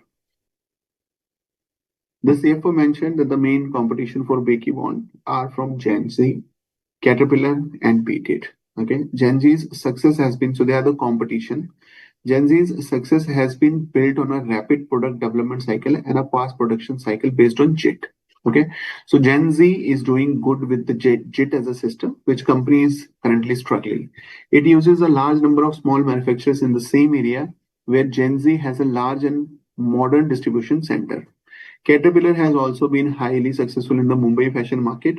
Beat It has been left behind these two rivals, but is trying to recover lost ground through an expensive advertising campaign and refurbishment of the many of its stores. So they are investing in the stores basically. Beat It, so because Beat It is something which is left behind, and Gen Z and Caterpillar, they are really doing good. So Beat It has actually started investing in the advertisement campaigns, and then they are refurbishing their showrooms as well. Beat It turnover has doubled in the past decade. Okay, in the last 10 years, it got doubled, whereas the turnover at the company has risen threefold. Caterpillar has increased fourfold, and the Gen Z by 6 times. So you can understand how things have moved. Okay, Beat It faces a significant challenge, as does the company. In the large Mumbai market, their relatively slow design and distribution systems cannot keep up with the consumer demand for fast, affordable copies of the latest popular fashions. Almost half of the Beat It sale occurs in Mumbai.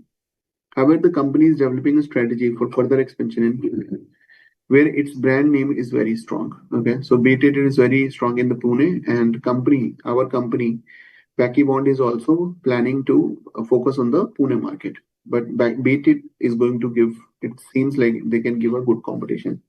The CFO mentioned that the board is considering a number of alternative strategies to improve company's performance, including the following. So these are some couple of strategies that the CFO is mentioning that the board is considering. So let's go through the strategies. What are the various strategies?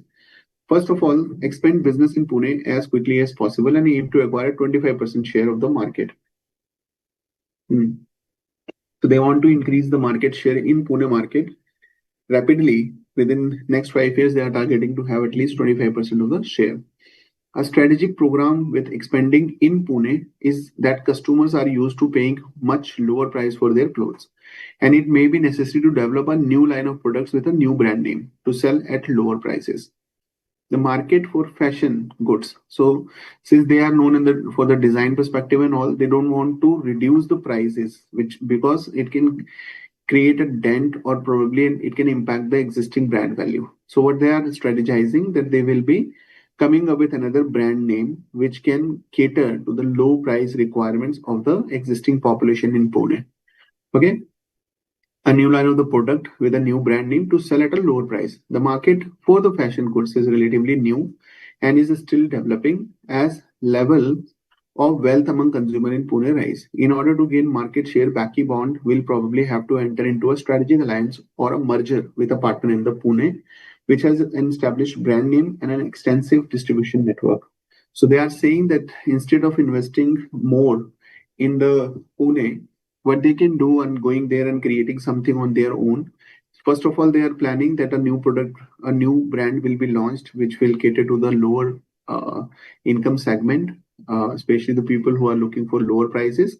And simultaneously, they are thinking of partnering with someone in the Pune who has good distribution network, okay, and an established brand name as well. The second strategy that they are thinking is, so first they wanted to increase the share in the Pune market. The second, if you can recall, they thought because the residual income has increased, so they have good potential to increase the business over here in the Mumbai market as well. So when it comes to the Mumbai market, expand business in the South Mumbai with the company's existing product range. There are several ways in which this might be done. One approach would be to improve the shopping experience for customers by investing more in the stores and the customer services in order to increase sales volume. Okay, so like Baited was planning to refurbish their showrooms, the company is also planning to invest in the design in the showroom basically.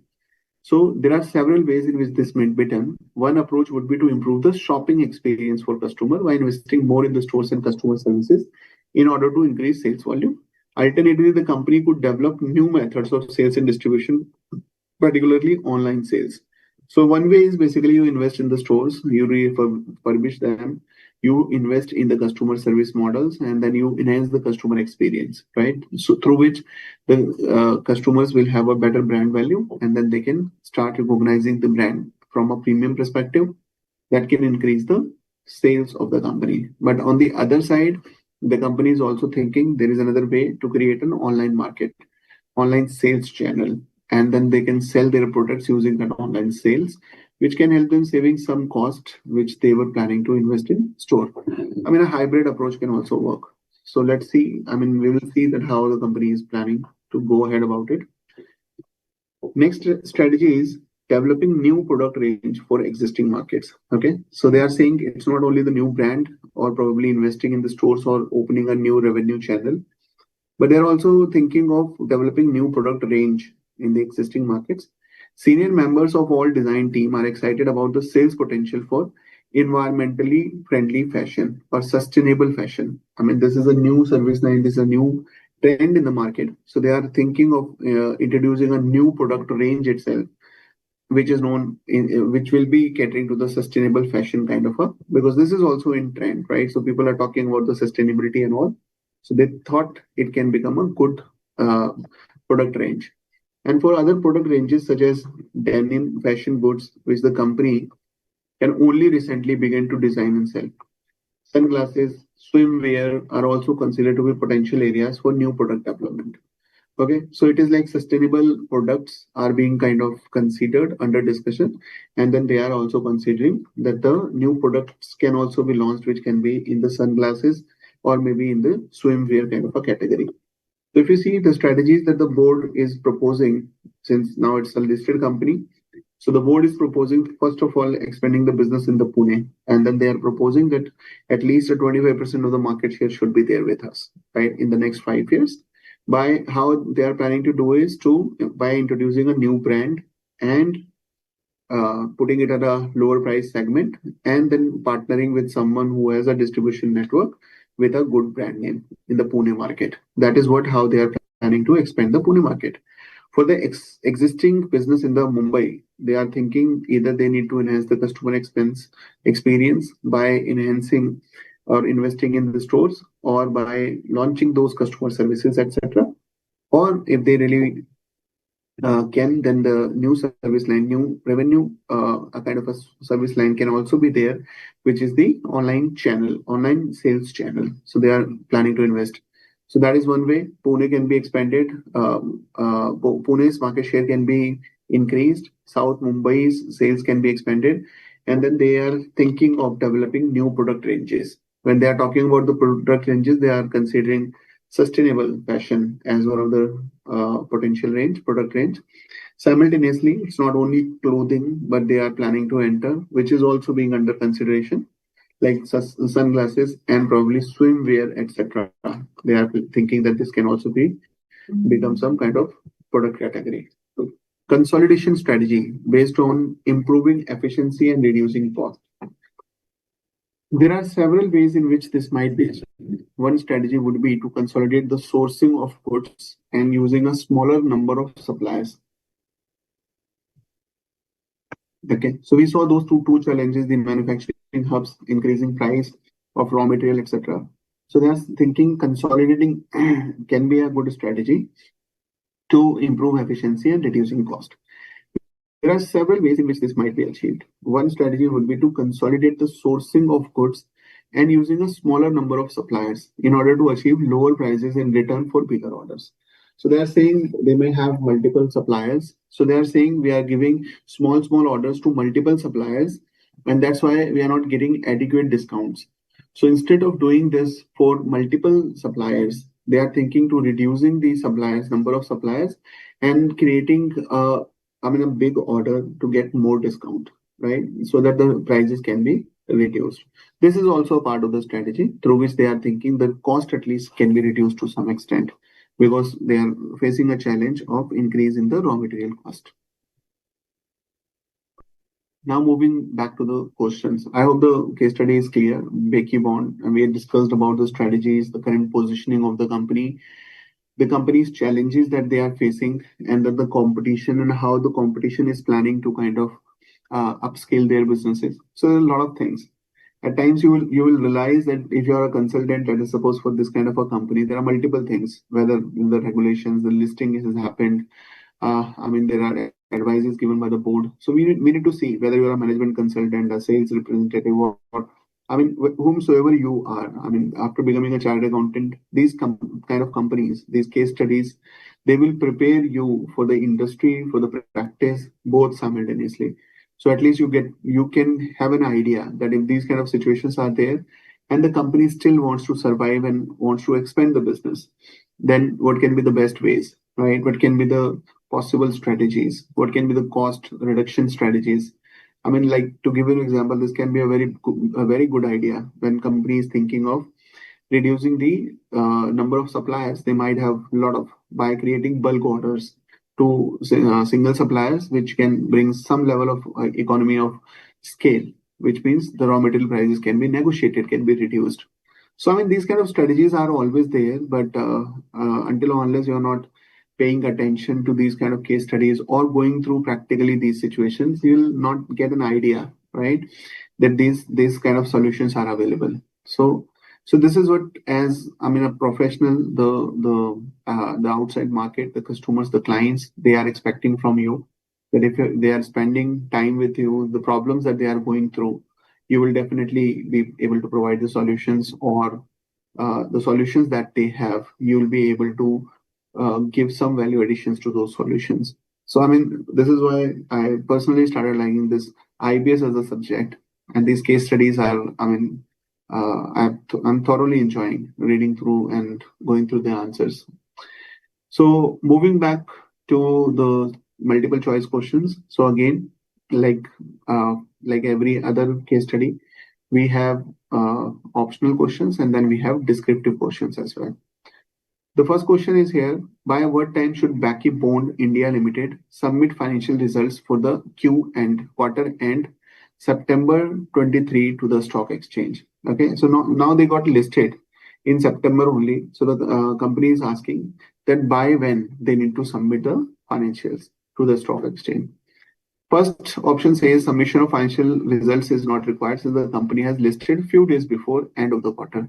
So they are saying it's just 2-3 days for this particular quarter. So maybe not for this quarter, but from next quarter onwards, we will start submitting the result.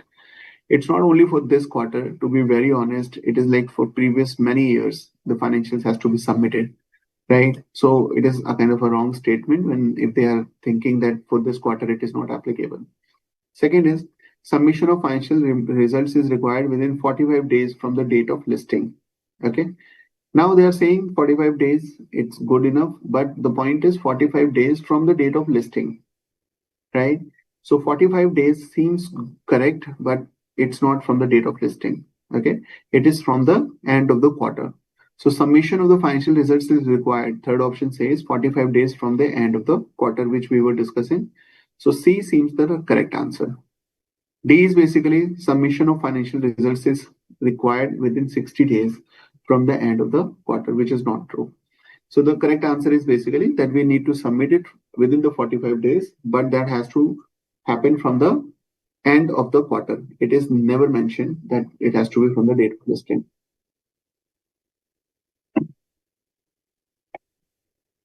Okay, second question is basically, which of the following is an unpublished price sensitive information as per SEBI regulation 2015? This is unpublished price sensitive information. If you will deal with this kind of an information, or you will take advantage from this kind of an information, you will be charged with insider trading, right? And there are huge penalties, and repercussions can also be there. So you need to be very, careful while you are handling an unpublished price sensitive information for the listed companies. But what is that? That is what the question is, right? What do you understand by this? Do you think the financial results are something which are unpublished, or the changes in the finance and the account teams, right? So if there are someone who will take the advantage from the inside information of the company, they will not be able to take much advantage around the changes in the finance and the account teams, right? Because this doesn't seem like a price sensitive information, and this is at times publicly available as well. The next is significant improvements of business of an immaterial subsidiary.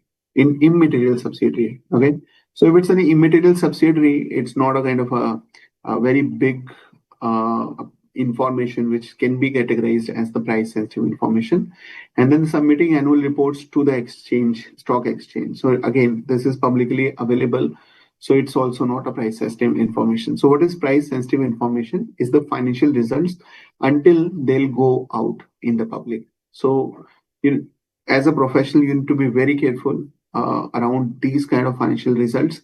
You're not supposed to disclose them to anyone, and confidentiality is something that you need to be taken care of along with the integrity.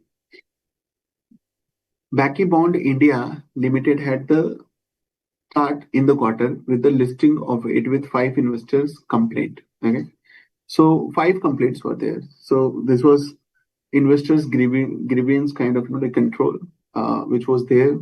So they had 5 investors complaint, but during the quarter, it received 15 new complaints were there.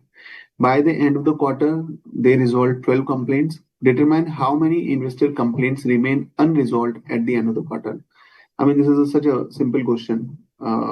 It's just a math calculation that 5 of the complaints were there, right? already. And during the year, during the quarter, they received 15 new complaints. So it added up 20 as total, but they are able to resolve 12. So how many are still unresolved at the end of the quarter? The answer is 8. Okay. So this is the answer, which is like B is the answer. A is basically as per the SEBI LODR regulations 2015. Company must submit its quarterly compliance report on corporate governance. The quarter ended on 31st March 2024.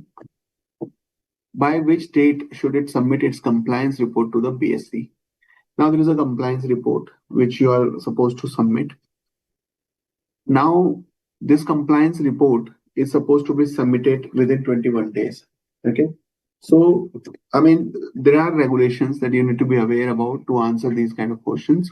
So, if it is a listed company and then they need to submit their compliance report on the corporate governance, then they will be given 21 days of a time. So, when the answer mentions 15 days, 21 days, 22nd days, or 30 days, the correct answer is basically 21st April.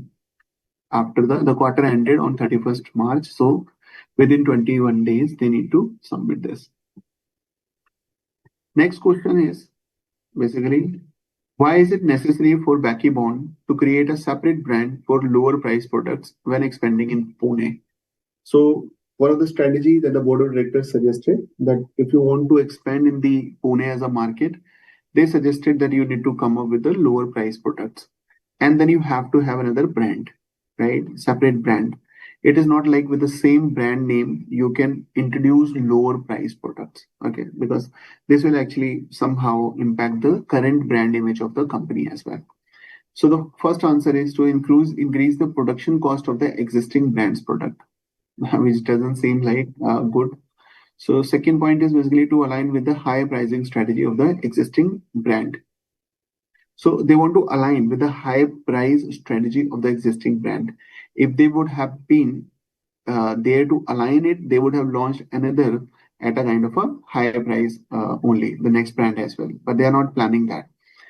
Third is basically to avoid diluting the premium image of the existing brand. So is it like the premium image which is there for the existing brand? Now, if you see, there are multiple such clothing brands which work in 3-4 different segments. Okay, and I'm pretty sure you know the market, so you know a couple of brands as such, which have different brand names. So one company is there, but they have multiple brand names, so that you will not relate to that company with only one kind of a brand, like that they are into the premium kind of an image or premium kind of a system. So obviously they want to cater to the lower class, so they wanted to avoid that diluting the premium image. Fourth is to compete with luxury fashion brands in the Pune. Not at all. They don't want to compete with the luxury fashion brands. So what is happening in this case? They have a premium image.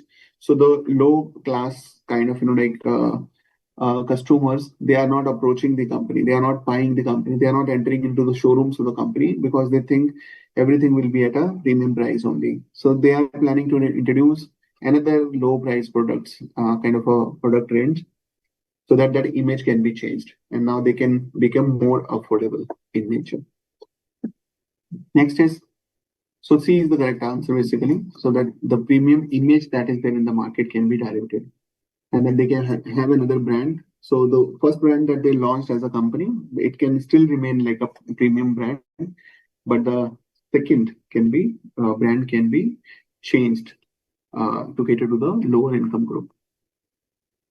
Sixth is, when should Baky Bond Limited submit its shareholding pattern statement to recognized stock exchange? Now, there is a shareholding pattern statement which we need to share with the stock exchange. So the question has given you 4 options, but in this kind of a situation, anything that is happening, the 10 days of a time is there for to submit the shareholding pattern.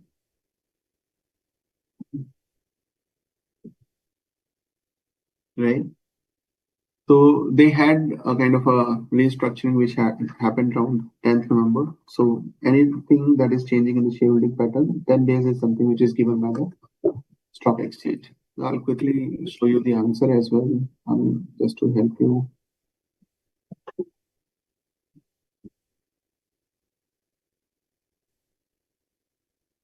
Yeah, see, so 20th is the November. So according to the regulation, the listed entity must submit the shareholding pattern statement within 10 days of any capital restructuring, which would be by 20th of November, 10 days after 10th of November. To comply fully with the regulation, the company should submit the shareholding pattern statement by 20th of November. Descriptive questions. Okay, as I mentioned, descriptive questions are something again. So they are suggesting, the ICAI has given you suggested answers, but the purpose is not to kind of cram those answers or mug up them and then go and write the same thing in your question paper in the examination hall. What we want actually, you have gone thoroughly through the case studies and whatever regulations or compliances that you can recall around the questions that are being asked, you will be being narrative, explaining them like you're explaining to a kind of a client of yours. So if this is not actually a question, it is a kind of a practical situation. So what if your customer, your client is in your office and asking you the same kind of a question? How will you respond? Is it like you're going to respond to them by quoting sections and all and giving the references to them of different things, or you will be just telling them that this is how it is, I mean, in very simple languages and all. So the point is, the more you are able to link, the more you are able to interlink the concepts, the subjects, the chapters, the better it will be, because then you will have an overall a bird's eye view rather than having only that addressed to that kind of a question. The applicable income tax rate is 30%. So question number 7 says that the applicable income tax rate is 30%. The CFO is of the view that no tax expense should be recognized in the quarter and year to date ended 30th September, as no income tax is payable for the entire year. Is the CFO correct? And if not, please describe your rationale and also state the amount of the income tax should be recognized. So you see what is happening in this kind of a question that we are seeing, that for a quarter it is in profit, but throughout with the projected kind of losses, the company will not end up having enough profits to be taxed. So CFO is of an opinion that for this particular quarter, when we are submitting the results to the SEBI, we need not to recognize the tax expense, right, for this quarter, because overall this is not going to be there. So which is also not correct. Since we are issuing a particular quarter's result, so in the quarter's result, if you have made some profit, the tax expense is to be recognized. This is how it is, but we'll show how a descriptive answer is being written. So if you can see, the answer to this is basically income tax expense is recognized in each interim period based on the best estimate of the weighted annual average annual income tax rate expected for the full financial year. Amounts accrued for income tax expense in one interim period may have to be adjusted in a subsequent interim period of that financial year if the estimates of the annual income tax rate changes. So it is like, like as we will progress in the year, these things will keep on changing because income tax will not be there only for a particular quarter. Okay. So it is like we need to accrue the income tax expense in one interim period may have to be adjusted in the subsequent interim period of that financial year if the annual income tax rate changes. The general approach of estimating the effective tax rate for the year should be used even where, for example, an entity's result in the current interim period of the year is expected to be wholly offset by the results in the future interim period of the year. The consequence of this approach is that conceptually, even if the overall result for the year was expected to be nil position, an effective tax rate exists, still needs to be applied to this interim period. This is outlined below, right? So if you can recall, there were like Q1, Q2, Q3, Q4. So this was all predicted, and this was the actual. So this 350 was the actual, and then they're supposed when they are showing this particular the tax rate of the 30% should be kind of applicable in the same manner for Q2 as well. Even if you're saying that at the year end, at an annual level, this will be zero. It's absolutely fine. The management's contention that since the net income for the year will be zero, no income tax expense shall be charged quarterly in the interim financial report is not correct. Here, the effective tax rate would be 30% as it will lead to nil tax charge. Therefore, income tax expenses will be recognized in each interim quarter based on this rate only. Accordingly, tax change for the quarter ended 30th September would be INR 255 lakh. So we need to show this, right, as an expense out with this 850, even though at an annual level, it may be nil, right? For the quarter result, when we are showing for this quarter, the rate of the tax will be applied to kind of adjust to the tax or show the tax expense. Okay, the next is basically that access the competitive environment in the segment of the fashion industry in which Baky Bond operates using Porter's 5 forces model. So there is a Porter's 5 forces model, and how this works is basically it helps you identifying what is forcing your business, right? What are the competitive forces that are available in your industry? So what are the things that are going to impact your business? So these are the 5 things basically. The first one is the threats of the new entrants. What is the level? Like we discussed about this. There are a couple of brands which are entering into the same market, and then they are coming up with the same kind of a strategy, which the board has also suggested, be it refurbishing of your showrooms or entering into Pune as a market. So there are a lot of either new entrants can be there or the existing competition. How are they doing? That is also there. So in the first point, threat of new entrant is there. The second can be which the problems the company was facing, right? The bargaining power of the customers, whether they'll be able to pay you enough to cover up your cost, etc. The suppliers which the company came up with, so bargaining power of the customers. So how company is kind of treating for bargaining power of the customers. We can recall like in Pune, they are planning to have a new brand launched to cater to the lower group. Bargaining power of the suppliers, when we are talking about this, we are talking about how they want to reduce the number of the suppliers and then come up with the bulk orders to gain over the quantitative discount kind of a things, right?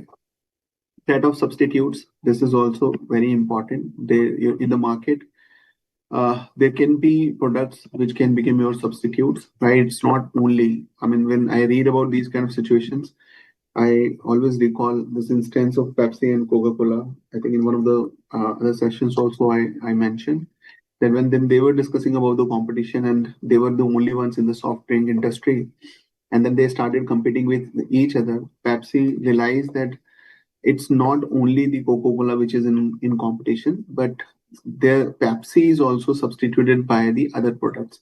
So even they started, it's not only Coca-Cola as a competition, but they started considering water, juices, everything. Tea, etc., as well as their substitutes.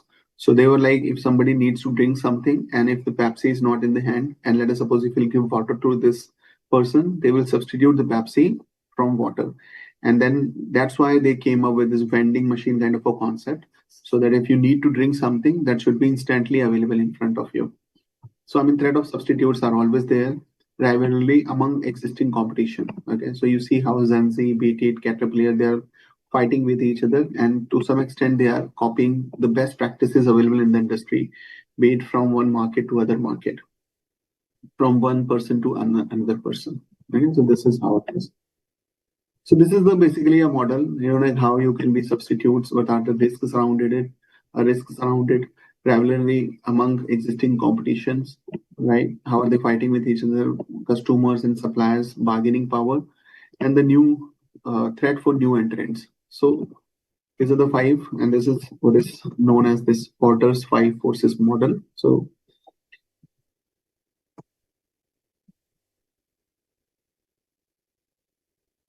the next question is basically evaluate the supply chain of Baky Bond, identifying its current weaknesses and suggesting ways to overcome them.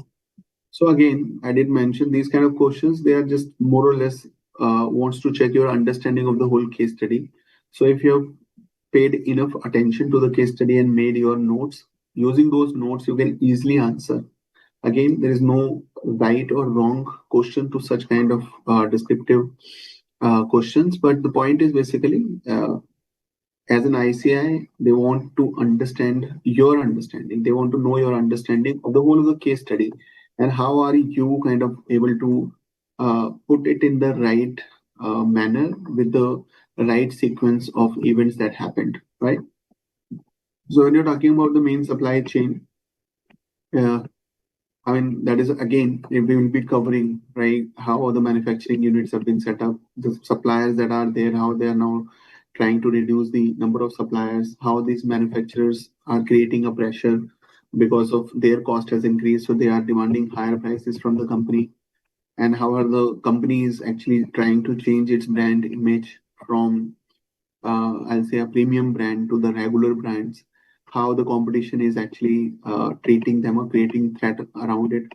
So all of this, and how the company is actually planning to overcome all of this. So you can write down all the suggestions that the board has given. So CFO has suggested a couple of suggestions which came from the board of directors meeting, and that is what will help them overcoming these kind of challenges. So I mean, this is how you respond to. My humble request will be to go and study these case studies and all. There are a lot of whole databases available on ICAI site. The more you will practice for such case studies, the better you will perform in the exams. Because this is not like any one concept or one subject which you will prepare and then you can be able to answer in the in your examination hall in the question paper. It is more or less like integration of all that you have studied, be it your subjects, be it your chapters, be it your concepts.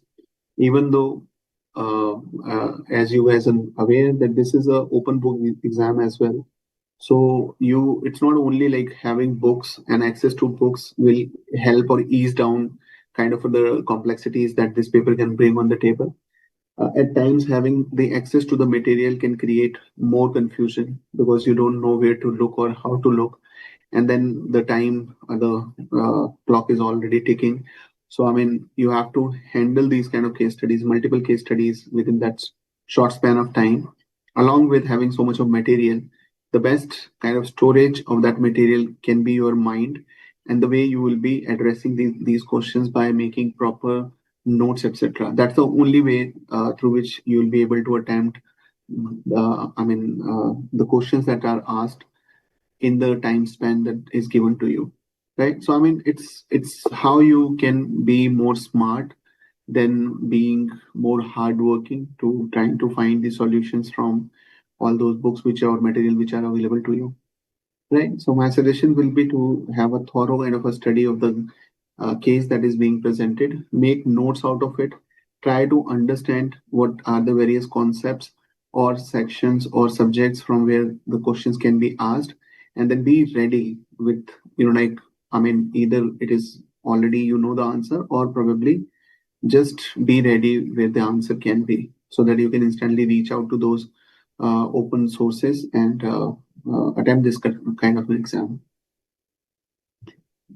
Okay, so I mean, this is with this we have come to an end of the second case study as well, and I'll go back to Ajit ji probably. So Ajit ji, if you are there, we are done for the day.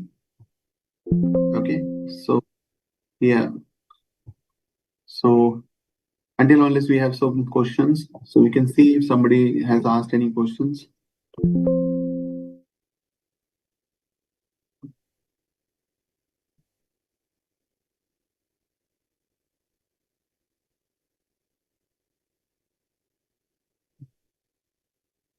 Okay, I think in between there was a network drop, so I got few messages that no audio, but I hope we repeated it for the benefit of everyone, so it was covered, well covered. There was some network disturbance in between.